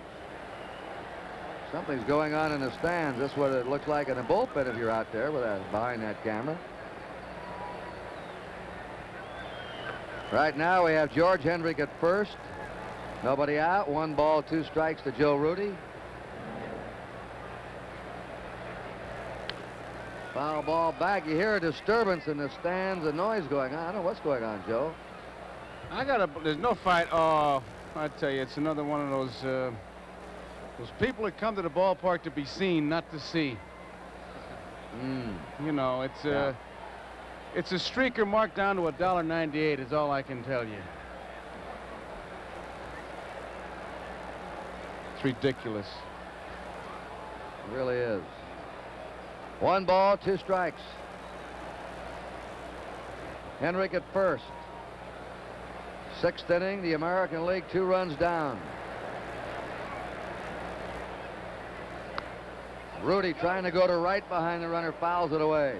He's got Garvey. There's McLaughlin warming up, the Cardinal pitcher in the National League bullpen, Lynn McLaughlin. But Rudy hits to right field, Kurt, as we all know, with that stance. He's got a big hole between Morgan and Garvey. Garvey, of course, holding Hendricks close at first.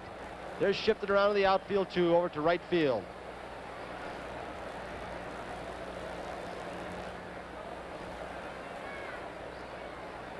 One ball, 2 strikes to Rudy. Here's a high fly ball to deep right. Reggie Smith on the warning track for the first out on the top of the 6th inning. Saturday, NBC at 2 o'clock Eastern Time will present the St. Louis Cardinals against the Cubs at Wrigley Field, the backup game Detroit at Cleveland. On NBC Sports, #1 in live coverage of major sports events all year round.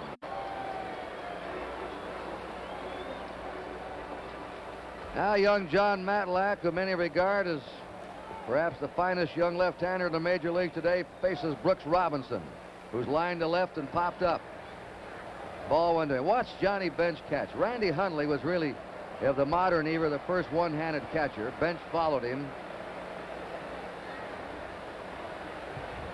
Matlack with an excellent move to first base. He picked Larry Bow off twice in the midst of Boa's streak when he had, I believe, 18 consecutive bases. Have finally ushered out the side distraction. Well, Kurt, she's out of the ballpark, but remember a couple years ago that exotic dancer who was putting on an exhibition? It's just about the same thing, walking through the stands, and I mean through the aisles, just disrupting everything. I tell you the truth, that's ridiculous. Here's the 2-0 delivery. Foul back by Brooks Robinson. 2-1. Matlack with an excellent fastball. His ball really moves in the strike zone. It will tail away from right-handed hitters, and once in a while he can make it sail on the fist. He's got good control, keeps the ball down around the knees. 2-1 delivery. Foul ball again. 2-2 to Robinson.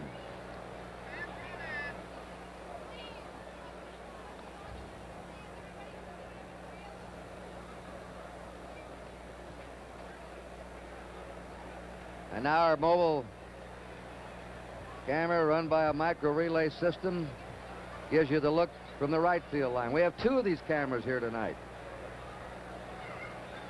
And of course, with the advancement in transistorized equipment, we'll move around a lot better than we could 5 years ago with them. Another foul. 2-2. What'll it be 10 years from now?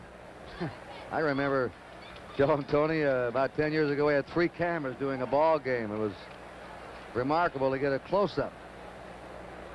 Now here's our second camera, high in Three River Stadium looking down, and the other one in the National League bullpen. The 2-2 delivery. There's a drive in a deep right center. Cedeno room again. 2 outs. George Hendrick holds at first. And Thurman Munson coming up. Munson has doubled and popped up. So far, in my mind, Joe and Kurt, the defense of the National League has been about the standout thing in this ball game. Garvey has made a great play to save a run. Cedeno saved at least 1 run by that catch in right center field. So they've made about 4 good plays. And Joe Morgan made a good stab on the hot smash off the bat of Yastrzemski.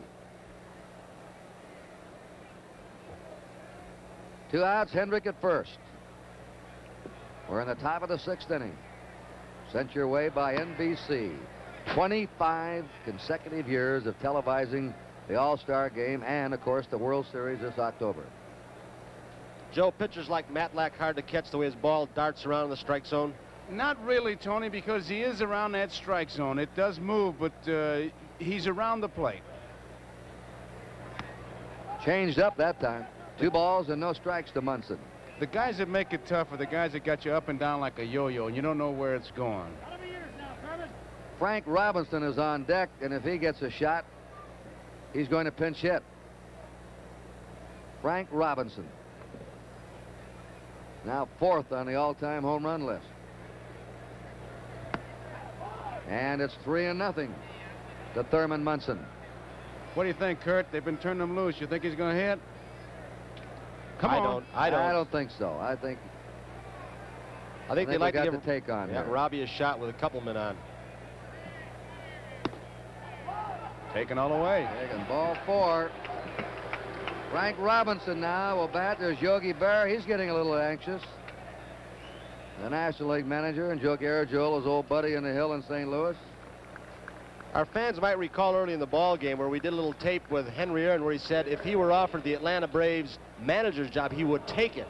He also said, and further elaborated to the press, that he thought Frank Robinson, the man at the plate right now, should have gotten the California Angels manager's job. So there's going to be something stirred up in the press tomorrow, fellas. He was that straightforward, huh, Tony? Yeah, I guess he was. Frank Robinson, speaking of those 3,000 hits, he's not far away either. And he fouls it off the bat handle. Might have broken his bat. Nope. He needs 141 more hits to reach 3,000. And he'd like to go for that goal. He says he'll try and play next year also. He did break his bat. When you talk about the quick bats, you have to have this fellow among the top 3 because he stands right on top of that plate, sometimes his elbow even in the strike zone, and right on top of it. He had some kind of funny comment. He's got the bench broken up on that one. Well, he's led the National League many years in being hit by pitch balls. They moved to the American League and got hit by the pitch balls. He's led the voting as the most valuable player in the National League. Then went to the American League and won the most valuable player award in the American League. That fastball moving right on the fist. It looked like it might have been a slider, but he really jammed him. The ball almost hit Frank. I don't even know how he got out in front on it and pulled it. He really sawed him off. Tony, I wonder if he was laughing because you played an All-Star game, so you know you get a couple free new bats. He may have wanted to take one of them home for a souvenir. Now he's got to use it. 1 strike to Frank Robinson. 2 down, runners on first and second. American League 2 runs down. There's the bullpen. Lynn McLaughlin warming up. Had an outstanding year for the Cardinals. Messersmith started. Brett pitched 2 innings, and now Matlack. Curve, Fuller, what a curve that was. He really broke that one off. That's the best curve we've seen tonight. That was Uncle Charlie, Kurt. Right off the end of the table. 1 ball, 2 strikes. Here's the breaking pitch again as Frank just can't hold up. Took a little bit off. It had Robinson out in front. Ball almost hitting in the dirt. Yes, it did. Bench digging it out. It really broke off the table. There's a ground ball. Morgan plays it in back a second. Scoops to Boa. Fine play again by the National League infield. That's the difference tonight. No runs, a hit, no errors, 2 left. At the end of 5 1/2, 4-2 National League. Death Valley, California. 120 degrees. We parked 5 cars, turned on the lights, and waited. 5 hours later, all the batteries are dead. All but one. A Sears Die Hard. The Die Hard, with extra power to start your car when most batteries won't. Sold only at Sears. New tires must meet U.S. government safety standards. These tires are doing just that, except they aren't exactly new. This set of Sears steel-belted radials has already run the back roads of Morocco and gone 72,400 miles on American highways. And now, after all that, they still exceed the safety standards new tires must meet. That's something to think about the next time you buy tires. The Sears steel-belted radial, only at Sears. Now a message paid for by the Pittsburgh Pirates. The official 1974 All-Star program is being offered by mail to fans and collectors for $2.50. The 72-page book contains special features with color photographs on baseball's all-time All-Stars. Mantle, Clemente, Musial, Mays, Robinson, Williams, Aaron, Berra, Kaline. Scouting reports, photos of the 74 squad, a pictorial history of the All-Star contest, and many other interesting articles. Send $2.50 to All-Star Program, Three River Stadium, Pittsburgh, Pennsylvania, 15212. We have a new pitcher now for the American League, Jim Catfish Hunter. 14 wins, 8 losses. Started the season with a quick victory getaway, then went into a mysterious slump and then bounced back.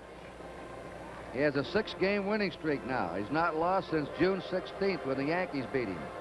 And an earned run average of 2.63. 3 years in a row he's won over 20 games. And when the A's need him in that 5th game of the playoffs, or in that 7th, or that big game in the World Series, he's the man that's done it for him. Kurt, last Saturday when we did the game of the week from Cleveland, he hooked up with Gaylord Perry, and it was really a classic pitching duel, Perry and Hunter.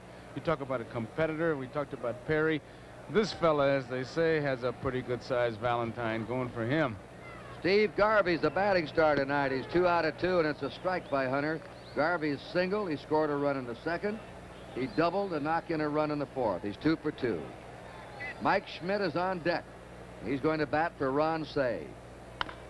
That's hit to Robinson at 3rd. It's a foul ball. The American League infield remains Robinson at 3rd, Campaneris at short, Rich at 2nd, Yastrzemski at 1st. The outfield is Rudy in left, Hendrick in center, Jackson in right. That's one of those bats, I believe. You saw it standing at home plate. The bat boy left it there all by itself. I think it's one of those with a hollowed out tip where you've got a flat top. You know, the reason for that is, Pee Wee Reese was explaining to me, it takes about a ½ ounce or an ounce weight out of the bat. You can't hit with the end of the bat. Right. And Hunter strikes out the first man. He faces Steve Garvey. Now Mike Schmidt, another right-in man in this game. You fans, his name wasn't on the list. You wrote his name down. And the young third baseman of the Phillies hitting .314, 19 homers, 67 RBI. And we're going to have another pinch hitter. Tony Perez is coming out on deck for the National League. Tony Perez. 4-2, National League ahead. As we always have a busy telecast in these games with players shuttling in and out and pinch hitters, defensive changes, pitcher changes. Ron Say had knocked in 2 runs. He's left the game. Hunter behind 3-0. You know, I asked Jim tonight, I said, there's Sparky Anderson, the third base coach. Hit or take, huh? I said, tell me the true story of that nickname, Catfish. Well, he said, you know who gave me that nickname? Said Mr. Charles Finley. There's a strike. When he signed him, he said, Jim, I've got to have a nickname for you. When you're 6 years old, you're missing all day. Foul ball back. You went fishing. Nobody could find you. You came home at 6 o'clock with 2 catfish. Remember that story. Give it back to me, Dennis. When I was 6 years old, I went fishing. I came home with 2 catfish, and that's been his nickname ever since, that his owner, Charlie Finley, gave him. What a good nickname, too. And he says, you know, when they introduce me around, they say, here's Jim Hunter, nobody knows me. But when they say Catfish Hunter, everybody knows me. Imagine that. If you don't go to big leagues, you don't get the nickname. Right. An interesting story. No, he nearly blew his foot off in a hunting accident when he was a teenager. And yet, Charlie Finley went ahead with a bonus and sent him to the Mayo Clinic for some operations on his foot. He'd never played in the minor leagues. And the Catfish said, Mr. Finley, you know, you can have your money back. I'm a damaged piece of goods right now. I nearly blew my foot off. And he said, no, sir, I'm going to get you fixed up. I want your arm. And what a decision he made to back it all up. I wonder if he can fish. 3-2 pitch. Foul back. I know he can hunt. He's got 30-some hunting dogs. That could be an embarrassing question, couldn't it? Yeah. You mentioned Catfish Metkovich. Oh, yeah. Well, that was a true story. What, he stepped on one, didn't he? Stepped on one, got an infection. 3-2.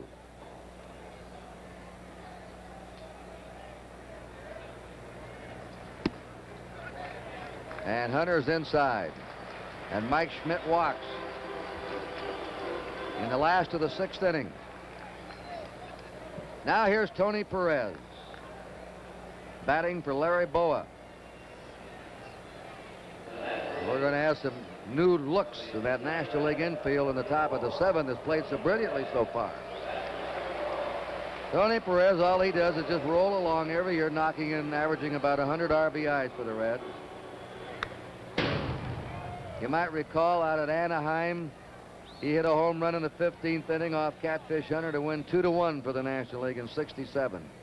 We've got to keep our eye on Schmidt because he stole 14 bases during the course of the year. Hunter has a good move. He's an excellent athlete, fields his position, and he's quick to first base. A 1-1 count to Tony Perez. Ralph Garr's on deck. I'd like to have a manager say about me what they say about Perez. There's Ralph Garr. They say that Perez can drive in the big run from any place in the ballpark.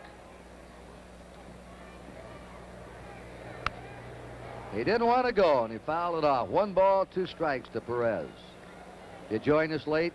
The National League scored a run in the 2nd. The American League came up with their 2 runs in the 3rd. They took the lead. National League bounced back in the 4th with 2 and added another one in the 5th. And it's 4-2 National League. That high hard one fooled Perez. 2 strikeouts for Catfish this inning. And Ralph Garr up. He has struck out and fouled out. Here's the time of the ball game I like to watch to see how pitchers, if they continue to work the same way. They've been getting Gar on hard stuff inside. They've been staying inside with him.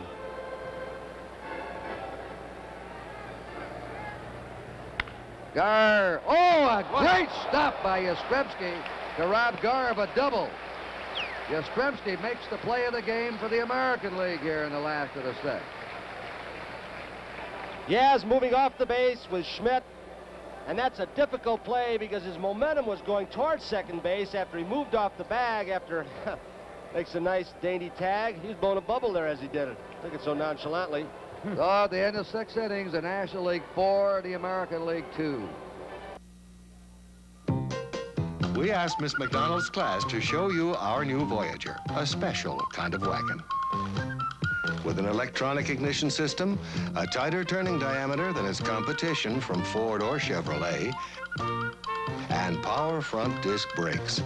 It holds lots more than an ordinary station wagon. But the nicest thing about Voyager is it's a Plymouth, and that puts it in a very special class. On December 5th, 1973, at a rifle range outside Los Angeles, a high-powered 30 caliber rifle was fired at a distance of 40 yards to try and open this master padlock.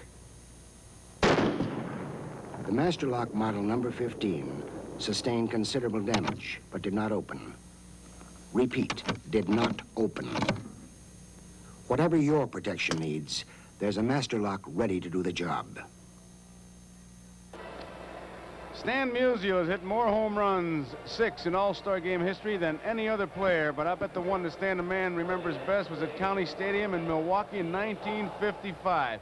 Score was tied, and Musial broke up the game on Frank Sullivan's first pitch in the bottom of the 12th. There it goes, and it gave the National League a 6-5 win after the trail 5-0. Now, besides Sullivan, Musial also connected off Walt Masterson, Mel Parnell, Eddie Lopat, Tom Brewer, Jerry Staley, all of whom are probably fans of Stan the Man. We have a new pitcher now. Lynn McLaughlin has come on. A new third baseman. Mike Schmidt has gone to third. And a new shortstop, Don Kessinger, is now playing short. Morgan stays at second. Garvey remains at first.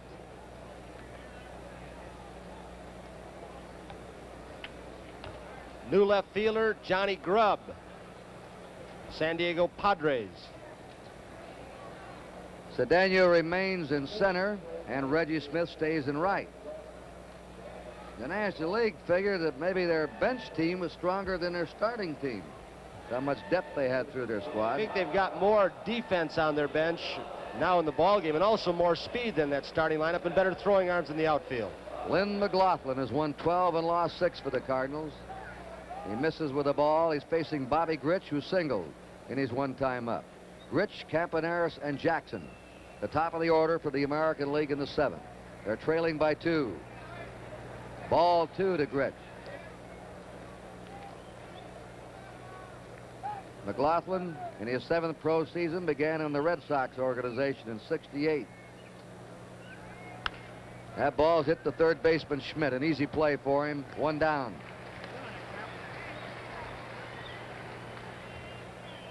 Bert Campaneris is up before he moves in. Next Monday night on NBC, we'll present the Yankees against the Red Sox at Boston. The backup game will be San Francisco at Houston. Our special guest, a man going into the Hall of Fame in Cooperstown in August, Whitey Ford, former great pitcher of the Yankees. And Joe will have his baseball world on before the ball game. Campaneris lifts the fly ball to Smith and right, and McLaughlin has the first 2 men out. What's the pregame show next Monday night, Joe? We're going to go back and check the Negro Leagues with Cool Papa Bell and Satchel Paige and Normal Tweed, and we're going to talk about that. We got some rare footage, and it's a shame that more records weren't kept about the old Negro Leagues. Reggie Jackson has struck out, walked it into a force play. 4-2, National League ahead. The strike, Mike Marshall, the Dodgers, the ace reliever of the majors this year. Getting ready.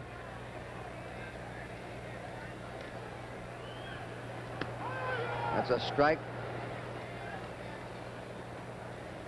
Might add, Kurt, to save me some letter writing, that's what Satchel Paige calls them. They're not the black leagues. They're with the Negro leagues. That's right. There's a high foul out of play. I never will forget Satch's description. I asked him how fast was Cool Papa Bell. But when he went to bed, when he turned the light switch out, he was under the sheets before it was dark. Cool could run. Yastrzemski on deck. 2 out. The American League has not scored since the 3rd inning. Change up. Outside 2-2. McLaughlin suddenly arrived this year with the Cardinals, Tony. For those who have never seen McLaughlin pitch, he'll remind you a little of Bobby Gibson. He wants that ball, he wants the sign, he wants to charge that hitter, he throws strikes, he's got a good fastball. There it was. That was it. 3-2 now to Jackson. He was traded to St. Louis by Boston with John Curtis and Mike Garman for Reggie Cleveland, Diego Segui, and Terry Hughes last December. 2 down, nobody on, 3-2 to Jackson. He got him on a curveball. Jackson is caught looking. 3 up and 3 down for the Americans. And with the 7th inning stretch coming up, it's still the Nationals 4 and the Americans 2. It's been pretty crazy out lately. With this shortage, that shortage. I'm going through a money shortage. That's not funny. So when I'm hungry, I head for the old Golden Arches. Example, I get a hamburger, regular fries, and Coca-Cola for less than $1. Thanks. Today, getting mileage out of my money is important, and at McDonald's, I do. I believe it. Besides, I'm a nut about French fries. You deserve a break today at McDonald's. You may not be doing as much driving as you used to. Neither am I. But odd as it seems, the less you use your car, the more care it needs. Like tune-ups and oil changes with a premium quality motor oil to fight the deposits that can build up in an underused engine. You can't buy a better oil than Quaker State. Refined from 100% Pennsylvania-grade crude oil.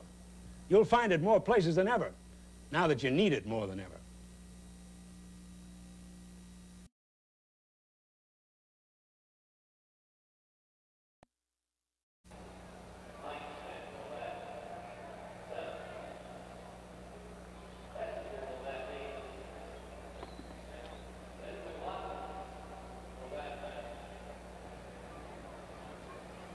In 1972, 62, en route to his major league record of 104 stolen bases, Maury Wills, there he is with Jim Simpson in our radio booth.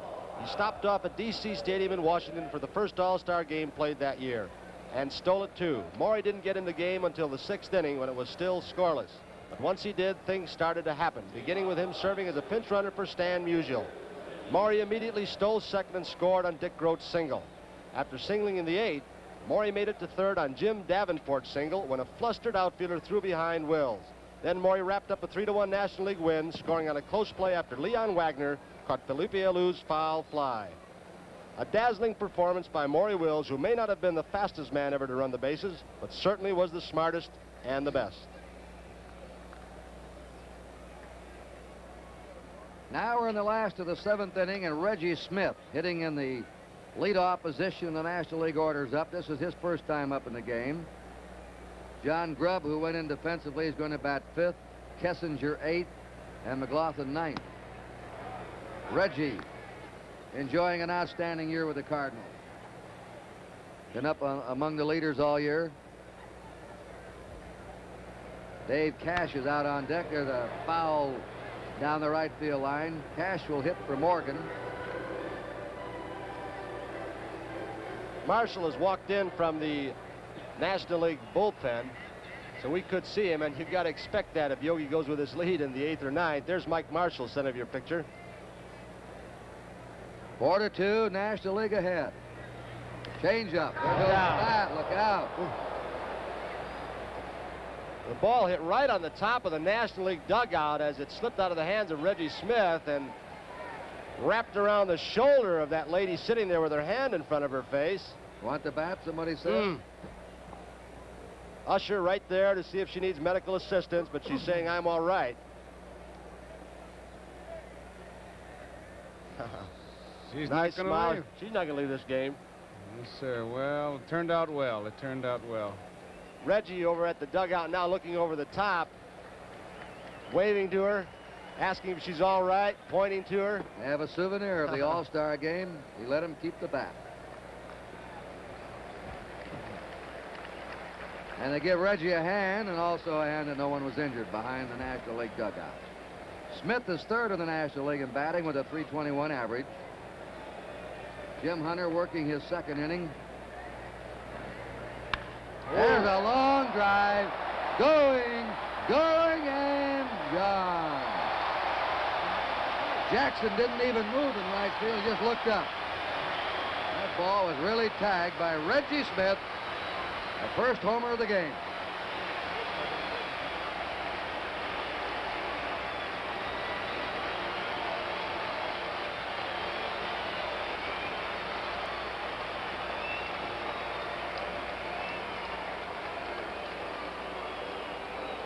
And did he know this was a home run all the way, Joe and Kurt? It looked like Catfish may have taken a little bit off.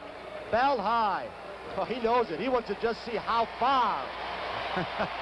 He should have bought a ticket, Tony. All right, we have Dave Cash up. He receives a good hand. He used to play here with the Pirates. Now with the Phillies. This is his first appearance in the game. The National League's ahead now 5-2 in the last of the seventh. That was Reggie Smith's first All-Star homer and his first All-Star hit. And Yogi's getting him in the ball game. Only Jerry Grody, Chris Spire, and Ted Simmons have not been in of the players who are not pitchers. Raleigh Fingers and John Hill are two of the aces out of the bullpen for this American League team. A 2-2 count. Fingers, the right-hander. John Hiller, one of the most amazing comeback stories of all time.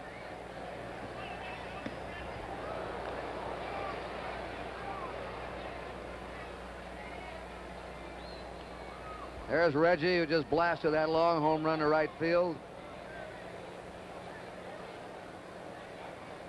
3-2 count to Dave Cash. Foul back. Gaylord Perry started. Pitched 3 innings, 3 hits and a run. Tiant pitched 2 innings, gave up 4 hits and 3 runs. Hunter now has pitched an inning, given up 1 hit and 1 run. Fly ball out to center fielder George Hendrick. 1 away in the last of the 7th inning. Cesar Cedeno is the next batter. Sellout crowd of over 50,000 tonight. It rained most of the day here in Pittsburgh, and this game is being televised in Pittsburgh. Cedeno, you might notice in his batting stance as we look in from our center field camera, holds his hands extremely high and wiggles that bat around the top of his head at times. But does he have a cut? He replaced Aaron. Aaron flied out to deep left and grounded out before leaving the game. Cedeno flied to center in his one-time up. I think he's swinging a little bit harder than the past, going more for power than average, and that shows in those stats. Well, 299 is not bad. He's also using a power bat, Tony. That handle is very thin, but look at the thickness of that barrel. It's a big barrel, very thin handle. 1 out, nobody on. Hunter tries to curve him. 2-1. And things are getting a little more desperate for the American League now.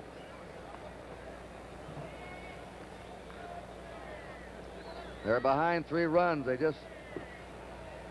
been completely dominated in recent years in this game by the National League. And yet the Oakland A's have won the last 2 World Series of the American League. Cedeno, one of the toughest hitters in the National League to fool. He always has a good cut. You can throw him a breaking ball outside and he's got that great power to the opposite field, or you can bust him inside and he can pull the ball. Tough to play.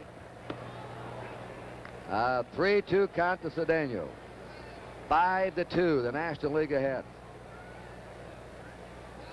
In the 8th inning, Yastrzemski, Hendrick, and Rudy are due up for the American League. Struck him out. 2 down. Had him reaching for the high pitch.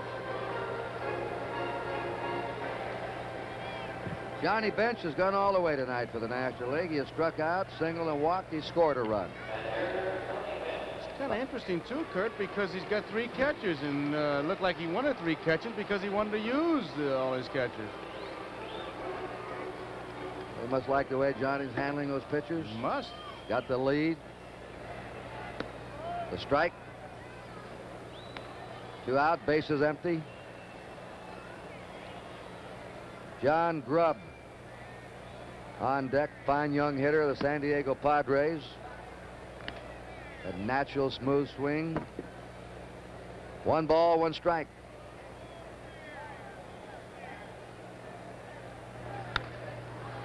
And the foul ball makes it 1-2 to bench.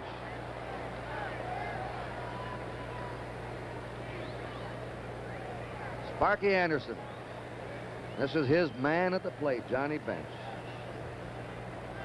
He makes no bones about it. 1 ball, 2 strikes. That's Hunter's slider that just missed. 2-2.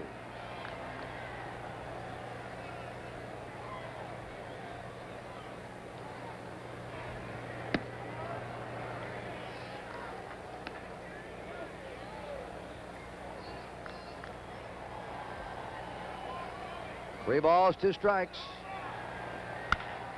That's a base hit in the left field by Bench. His second hit, his 3rd time in a row he's been on base. And here's a young fella, Barra, out in front right now by 3. A sophomore in the National League, John Grubb, with a .300 batting average. Last year he hit .311 as a rookie. Players talk about him. He has a natural swing. He's just a natural-born hitter. Padres keep signing players like this, they'll be up in there another 2 or 3 years. 1 ball, no strikes. Speaking of up in there, it's amazing, Joe and Tony, how the races are almost identical at this stage last year at the All-Star game. Grubb pops it up. Campaneris waiting. And the side's retired. 1 run for the National League, 2 hits, they left 1. We've gone 7 innings, and it's 5-2 National League. Now, Tom and Bob had a heavy mission taking me and Mary Jean and her big sister fishing in a Plymouth Gold Duster. Now, these vinyl seats got a leather-like feel. It's a nice soft carpet to rest your creel. White walls, wheel covers, and some special trim. This vinyl roof's the part that's best. No extra charge when you buy all the rest, and you're going to get miles and miles from a gallon of gas. Gold Duster, one of 8 great small car buys from Plymouth.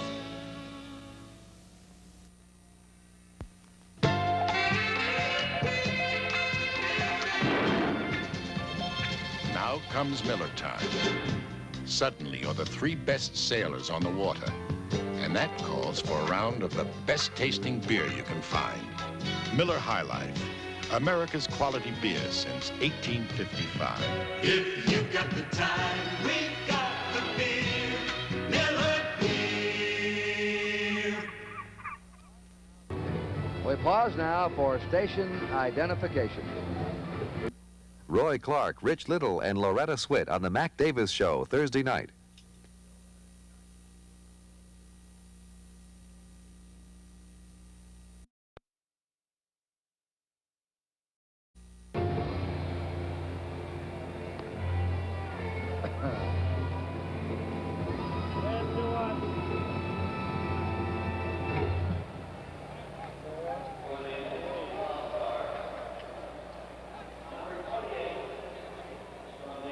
Carl Yastrzemski will lead off. For years, the top defensive left fielder in the major leagues, and he's now developed into a fine fielding first baseman. Let's take a look at that play again that he turned in earlier in this game.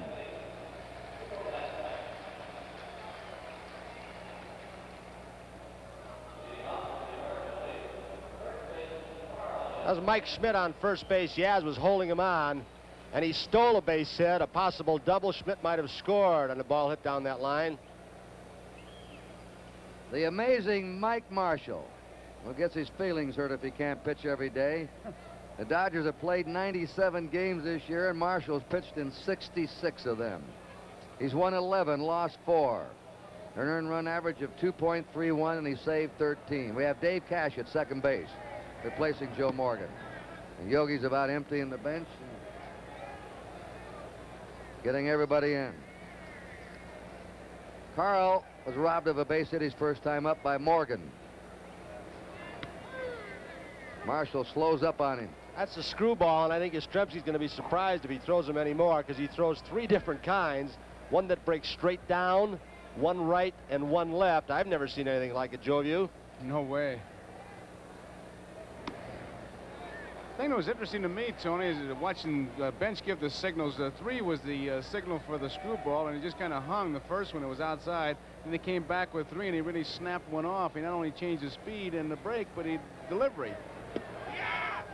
He nearly had him struck out. That was the screwball again, one of the 3. And you can see Yastrzemski was completely baffled by that. All he could do was hold up when he swing. That's the one that looks like a curveball, but it's a screwball. I don't know how he gets his arm into that kind of position to throw it to break into a left-handed hitter. 2-2 count to Yastrzemski.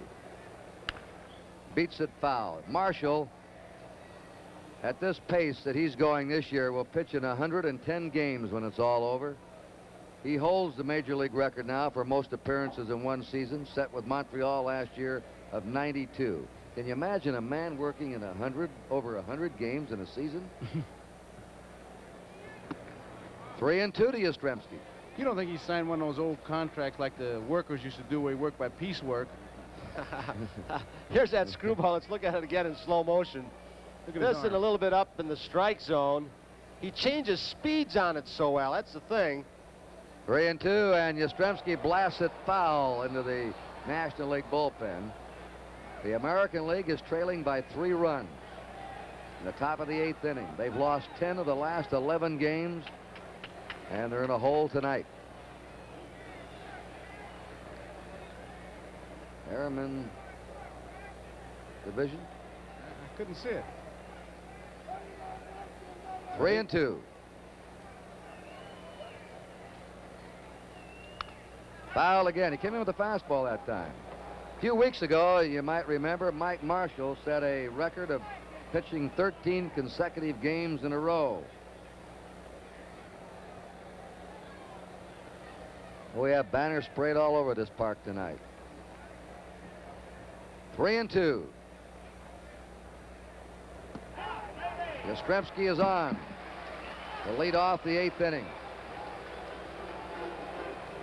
NBC is going to present preseason football Saturday, August 17th. Cincinnati Bengals at Atlanta.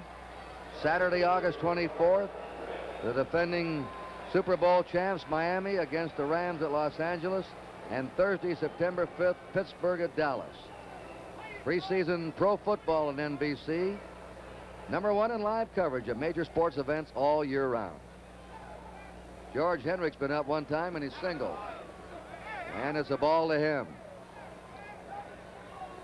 John Brody will join our NBC telecasting crew, working with Jim Simpson. And Don Meredith will be working in Los Angeles and in Dallas with L.D. Regattas and me. We welcome Don and John to NBC. Kurt, you mentioned Marshall's 13-game streak, and he told me before the ballgame there was not one game there where he was not used the way they usually use him in a close game. Walter Alston never tried to just keep the streak going, and he said, I could have pitched in the 14th if I had to in 15th. But the 14th, we got way behind, and they didn't need me. Now, he's just walked Yastrzemski, and now he's 2-0 to Henry. Foul ball. Joe Rudy's on deck. Oddly enough, he's been wild with his fastball. His breaking stuff, he's been able to get over. There you get a good shot at Rudy. The screwball really doesn't matter whether you have a right-hander or left-hander to send up against him, but the only 2 left-handed batters the American League has left in their dugout are Darrell Porter, a young catcher, and John Mayberry of the Kansas City Royals, available for pinch hitting duty. That's a foul ball off his bat hammer. 2-2 count. Most screwballs, like Marshall with a screwball, if he throws the one, it's, let's call it the standard one, to a right-hand hitter would break inside. And Kurt, that's what Harry Brackeen did to Ted Williams so well in the '46 World Series. Williams' belt buckle was the target, and the cat was able to hit it. It was just phenomenal. The little cat won 3 games in that '46 series. Williams always claims one of the greatest pitchers he ever faced in that series. 2 balls, 2 strikes. 3-2 to George Hendrick. Remember, the American League's trailing by 3. Now a little uneasiness abounds around the ballpark. They're wondering if Marshall's going to walk another man. Should be. If he walks him, you've got that tying run at home plate in the person of Joe Rudy. Yastrzemski at first. Don't think he'll be gone. No, I got to go along with you. 3 down. You strike him out and throw him out if he goes. How about? Right-handed pinch hitters. The American League has young Dave Chalk of the Angels left, Don Money of the Brewers, Cookie Rojas of the Royals, and Sundberg, the young catcher of the Rangers. Well, I wonder who's going to win the most valuable player award here in this All-Star game tonight. That's right. 3-2 delivery. He reached for a bad pitch, taps it to the box, the throw to second. In time there. Kessinger covered. That was ball 4 to Hendrick. It appeared from up here. On this AstroTurf for artificial surface, the ball almost bounces over the head of Marshall. He just gets it to the top of his webbing after he misjudged it slightly. He started going back. Now he leads his shortstop. Kessinger, as Cash backs up the play, and that's something that can get confusing when you don't play together too often, and these two have never played together. But it was a good throw by Marshall. He led Kessinger perfectly into that bag. Joe Rudy's been up once, and he flied out to deep right. 1 out for the American League. The outs, the innings are running out for them. They're trailing 5-2 in the top of the 8th. This Rudy is really the last of the tiptoe hitters. Watch his front foot. A strike to Rudy. He really spreads out, doesn't he? He gets right up on that toe for some reason. I guess he feels like he can spring off better, but it's kind of interesting. Makes no difference how you stand. It's what you do. Whoever thought Musial could hit with his stance? Peeking around the corner. Right. Let's you get up there in a minute. Get up there, Joe. That's it. Foul ball down the third base line. Big John Mayberry's on deck to pinch hit for the American League. And he'll bat for Brooks Robinson. And it looks like Steve Carlton out in the National League bullpen getting warmed up.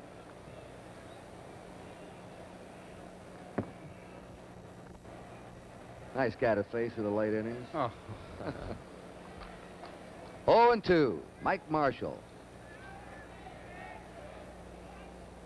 One of the intellects of Major League Baseball. Made a special study of muscles, tendons. And you ask him about it, says, I can't even explain it. You guys aren't smart enough. He thinks a lot like Johnny Sain, the pitching coach of the White Sox, feels you have to throw a lot.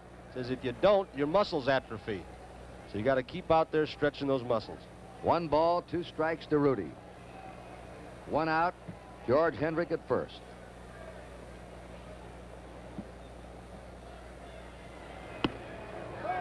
Fastball's high and away. It's 2-2. The American League's had only 1 hit since the 3rd inning.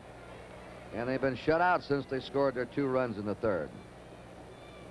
3 excellent plays in the infield by the National League. And Cedeno's catch off the bat of Campaneris in deep right center have choked off the American League scoring tonight. This will be a 2-2 pitch now.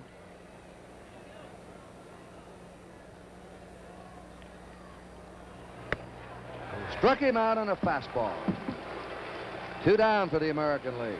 Gives you this, gives you that, comes in, back again. Interesting enough, though, that when he gets in a jam, he goes to his fastball. He gives you all that kinesiology business about the muscles and the screwball and the curveball, but when he gets in trouble, he jumps right on that express. John Mayberry, batting .260 for Kansas City, 19 homers, 53 runs batted in. Been hampered in recent weeks by a severe hamstring pull.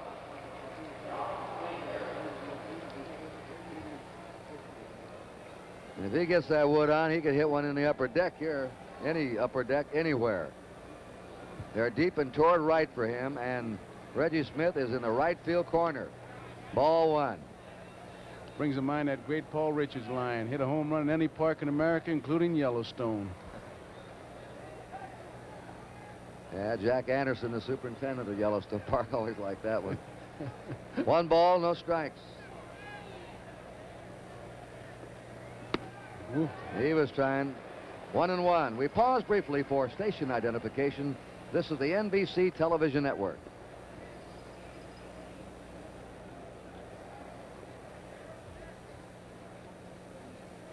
Well, Messersmith, Brett, Matt Lack, McLaughlin, Marshall have checked the American League.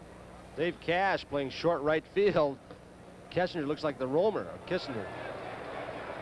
That was either one of his breaking pitches or screwball. There's Cash out in shallow right. It's Kurt Gowdy, Tony Kubek, Joe Garagiola. We hope you've enjoyed tonight's All-Star game from Three River Stadium in Pittsburgh. We're in the top of the 8th inning, 5-2 National League. He hits it down to first baseman Garvey. Easy play, and the American League has 3 outs left in this game. No runs, no hits, no errors, 1 left. Last of the 8th coming up, 5-2 National League. To get the most mileage from a new set of tires, you treat them right from the start. We didn't do that. Before this set of Sears steel-belted radials ran roads like this, they ran Morocco. Before they ran high-speed expressway, they ran blistering hot desert. Before the rain-slick highway and stop-and-go traffic, roads with guts of pure granite. Over 1,000 miles on some of the toughest road in the world. We punished them the way you never would. Then we put the same set of tires on the highway to see what they had left. Thanks to a combination of radial design and 2 tough steel belts, they're still going strong. 72,400 miles later. The Sears steel-belted radial. It can take a lot and still go a long, long way. Radial design. 2 steel belts. The Sears steel-belted radial. Only at Sears. Well, there's my man Yogi Berra, and I just had to ask him about his feelings of being a manager in the All-Star game. Did he ever think it was possible? Yogi, did you ever think when we were kids you'd be here managing an All-Star team? No, Joe, I never dreamed I'd be a manager in an All-Star game, and I never dreamed there'd be a broadcaster. When you're managing this club, do you think about any of the teams we had as kids? Oh, I sure do. We always had the biggest guys, you know, Joe, we picked, and Poochie, you know, he was our biggest guy, played first base, and the fattest guy was you. You were catching. Oh, nice going, Yogi, nice going. It's a big thrill, and good luck to you. Well, thank you very much, Joe. 2 boyhood buddies who grew up together, played baseball as youngsters on the hill in St. Louis. There's one of them, Yogi Berra, and the other one sitting here to my left, Joe Garagiola. Kurt, was it like that in your neighborhood? I know it was in Tony's, that the fattest kid was always the catcher? Yeah, it was mine. Well, when it warmed up in July and we got him out there, that's right. Nobody wanted to catch. Always the fat kid. I was always the catcher. Raleigh Fingers is now on for the American League. At third base is Dave Chalk. He's the first rookie in this game tonight for the California Angels. He'll be hitting 9th, and Fingers will be batting 7th in the American League lineup. Steve Garvey has gone all the way. He has singled, doubled, and struck out. He's knocked in a run, and he scored a run. 5 runs, 9 hits for the National League, 2 runs, 4 hits for the American League. The National League has sparkled in pitching and defense. And they've out hit him, more than doubled. Well, you'd have to say they've dominated every phase of the game tonight. 1 ball, 1 strike.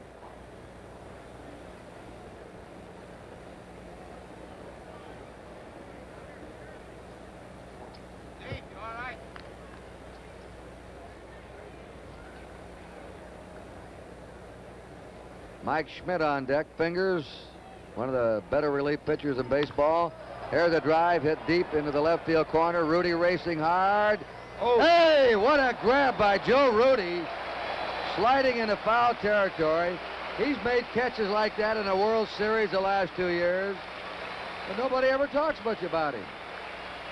We'll look at it again, and we've talked before about how much pride means to these All-Stars, and he goes diving on the warning track almost into the bullpen fence. Tony, he saw that fence, and as he sees the fence, he goes into that slide, and there he is down in complete control, never taking his eye off that ball, and then braces himself as he hits it. Here's another good shot of it. And as you say, Kurt, he's made them everywhere. I'll never forget the World Series of '72, climbing the wall in the opening game at Cincinnati to save it. The catches he made in both World Series. He just makes the big play and continually gets the big hit for you. Never says a word. There's a low at the beginning of the season, goodbye at the end, and picks up his World Series check and goes home. That's something. 2 balls and a strike to Mike Schmidt, who walked his first time. Ohio University. Schmidt played college ball. Last year he struggled, hit below 200. Got off to a good start. I couldn't get used to it. Got into a slump, put me on the bench, worried, in awe of everything.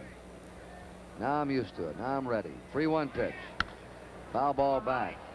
If he gets a hold of one here tonight, you'll see something. He's hit some of the longest home runs in the major leagues this season.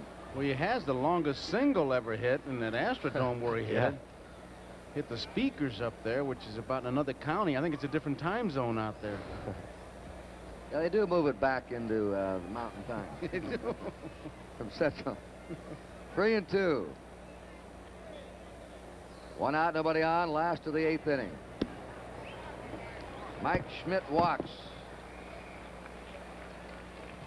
And Don Kessinger's up for the first time of the Cubs.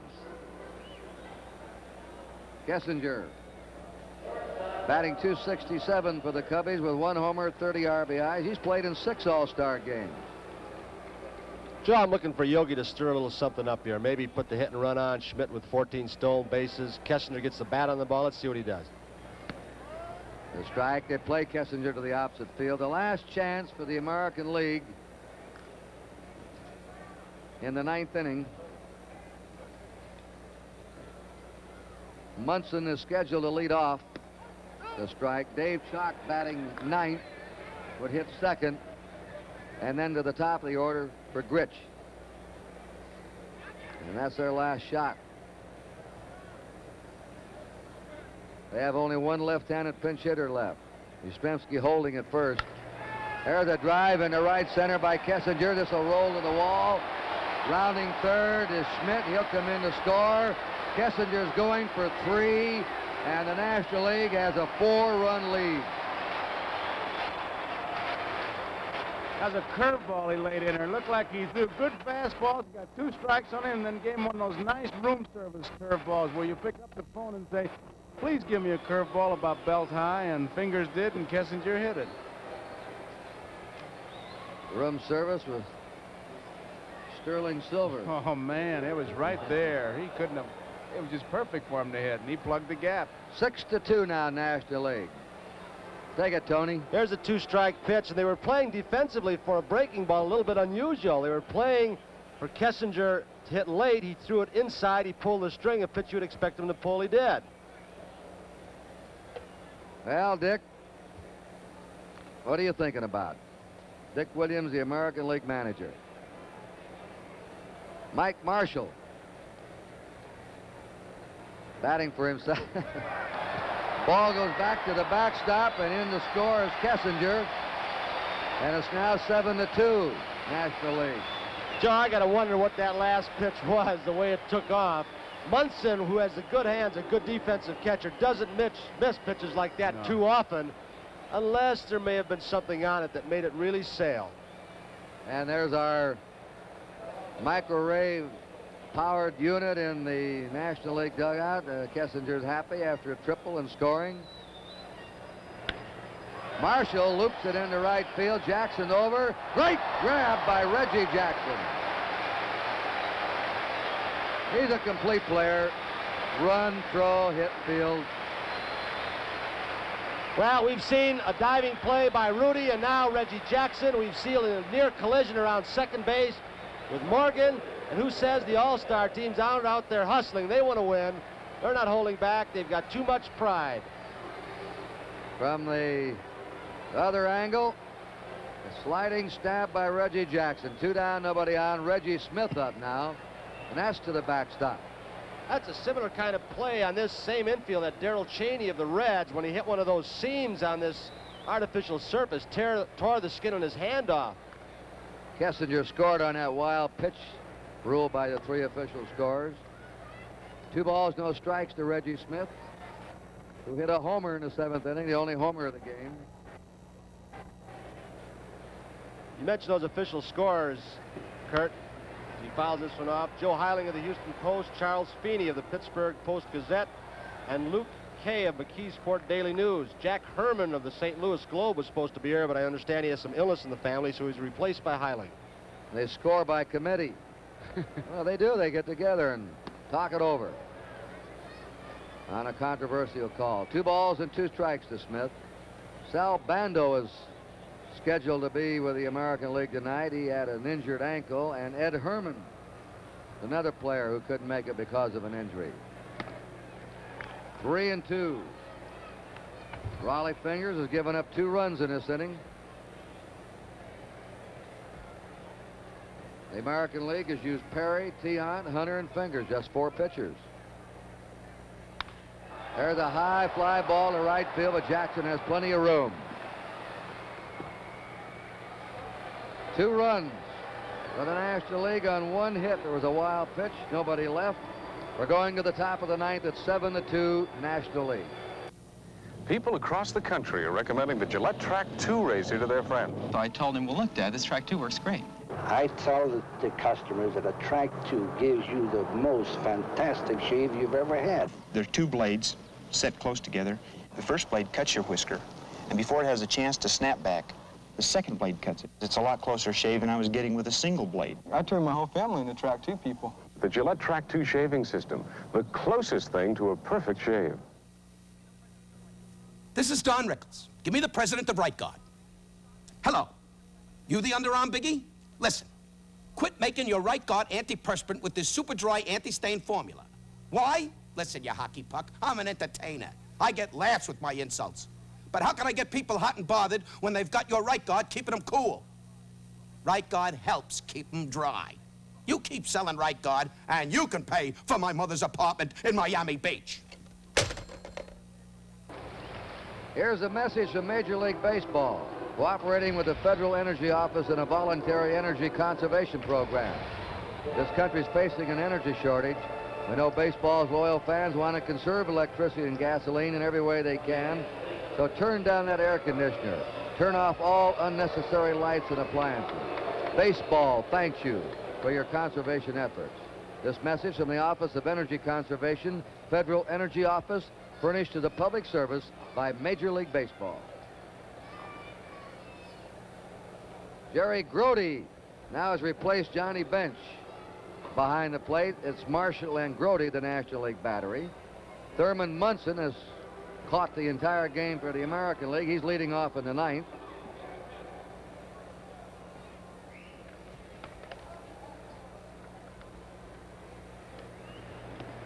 And the first pitch by Mike Marshall's ball 1. Dave Chalk is on deck, and then Bobby Grich in the hole. They represent the last hope for the American League in the 9th. There's a ground ball to second baseman Cash. The pickup and throw, and there's 1 down. And the American League's down to their last 2 outs. Here's the only rookie in this game. Dave Chalk of the California Angels, out of the University of Texas. He's going to be a good one. I want to thank Jim O'Gorman, our production stage manager,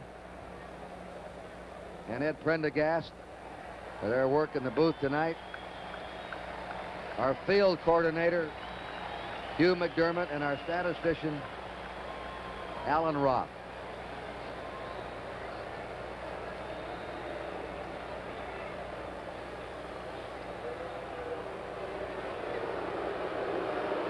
Now we got to fan off the field and get on here in the 9th inning. 7-2 National League.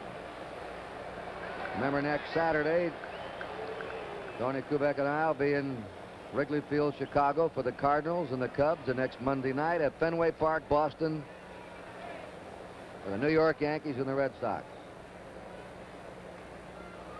And our Monday night game, Joe Garagiola's Baseball World looks at the legends and lore of the Negro Leagues with Cool Papa Bell and Satchel Paige.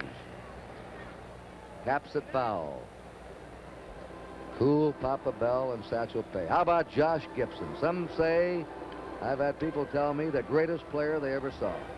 Kurt, doing this research, I tell you, you hear more stories about Josh. It's a shame we didn't get to see some of these greats play. It was our loss.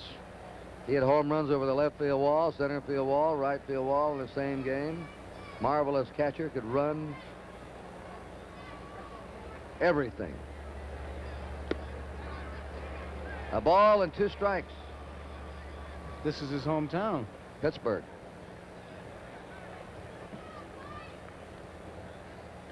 What was that?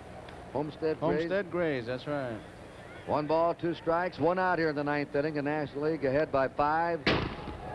Mike Marshall pitched the 8th, walked the man, and put the next 3 men down.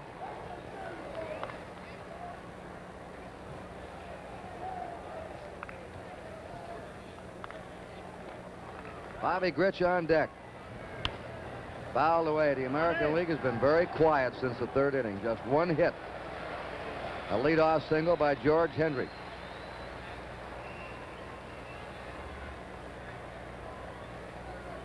Check that, 2 hits. Grich had a single in the 5th. They've had 3 singles and a double tonight off National League pitching. And Chuck strikes out. 1 out left now for the American League. And Bobby Grich is up. He is singled and grounded out. Nothing happens to change this picture. A special committee, instead of writers and broadcasters and waiting for a long discussion, Steve Garvey has been selected as the most valuable player in this game. The first baseman. He's gone all the way for the Dodgers. For the National League tonight. Here it is, right to Garvey, the most valuable player. He's got the ball. 3 up and 3 down. The National League has won its 11th game of the last 12. Their 3rd win in a row. The winning pitcher was Ken Brett. The losing pitcher was Louis Tion. We're going to see Steve Garvey receive the MVP trophy of tonight's game. So we'll be back. The final score. The National League, 7 runs, 10 hits, 1 error. The American League, 2 runs, 4 hits. Freedom. Financial freedom. Freedom to live the way you want. Freedom to educate your children the way you want. Freedom to retire the way you want. Financial freedom. It doesn't come easy. But you don't have to go it alone. Merrill Lynch wants to help you fight for it.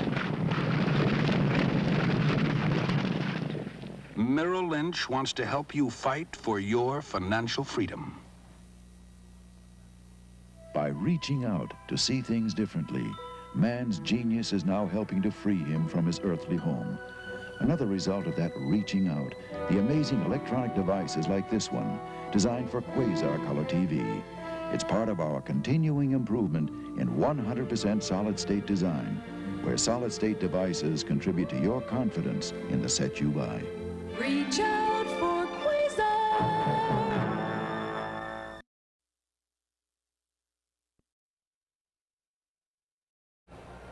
Where are we going? What camera here?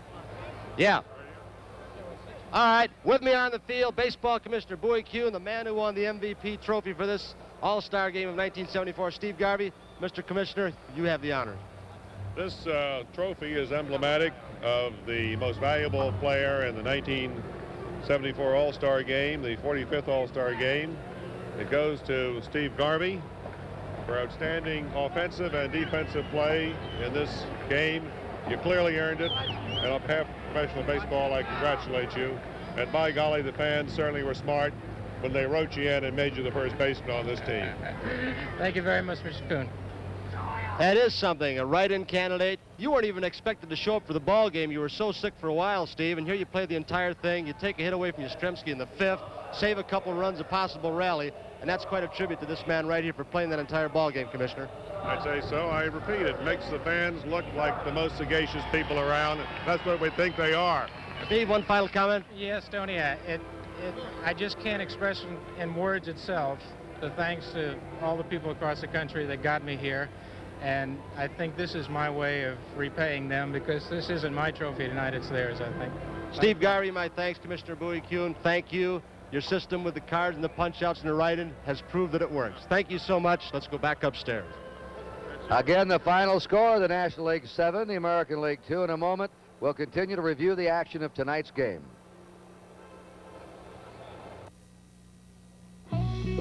It happens so slowly you hardly notice it. Your 2-year-old car begins to drift, sway, and roll. And it's like driving at sea. A set of Monroe-Matic shock absorbers can help put you back on solid ground. Because the better the shock absorbers, the better your ride control. And Monroe-Matics adjust automatically to give you solid, automatic ride control. So let Monroe put you back on solid ground.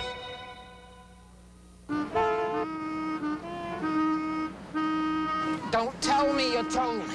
I told you. Well, don't tell me you told me. I told you. Put antifreeze in the car or you could boil the engine. Well, don't tell me you told me. We'll tell you. A 50-50 mix of Prestone 2 winter-summer formula and water fights boil over because it helps your cooling system handle heat better. I told you. If you can't trust Prestone, who can you trust? Many of nature's most fascinating creatures are in danger of vanishing from the face of the earth. To remind people about our vanishing wildlife, we've preserved several species on stamps. Stamps like this have always made stamp collecting fun. New and different stamps come out every few weeks at your post office.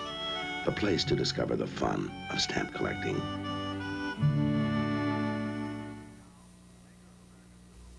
Now, from the maker of America's #1 selling compact cars comes a new small car.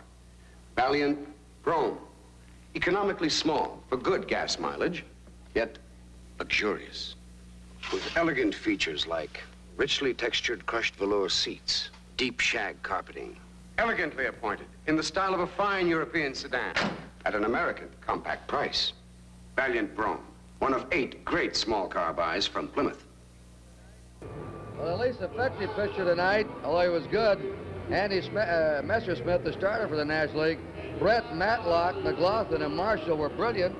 And the National League just had airtight fielding, Joe Garagiola. I think that was the whole key to it. I thought we might see a little bit more base running. And the other thing that might point out as far as the National League is concerned, Kurt, we saw some players who were in the thick of that pennant race really do things that they do and we take for granted. Morgan in his fielding, for example.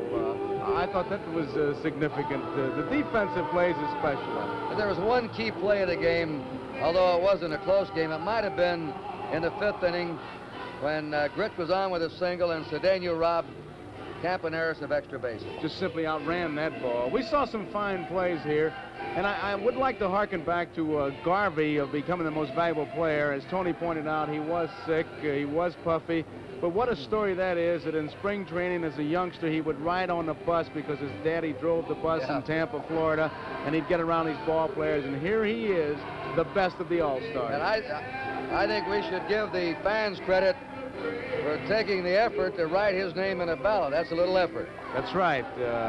You go by computers, you make them up so early. In fact, Aparicio was even on the ballot this year, but you can't get the good baseball fan. He knows what he's doing, and he showed it by writing in the Garveys and the Schmidts. Has to be discouraging now to the American League. They've now lost 11 of the last 12. It is. Let's go down to Tony Kubek now for his final wrap-up.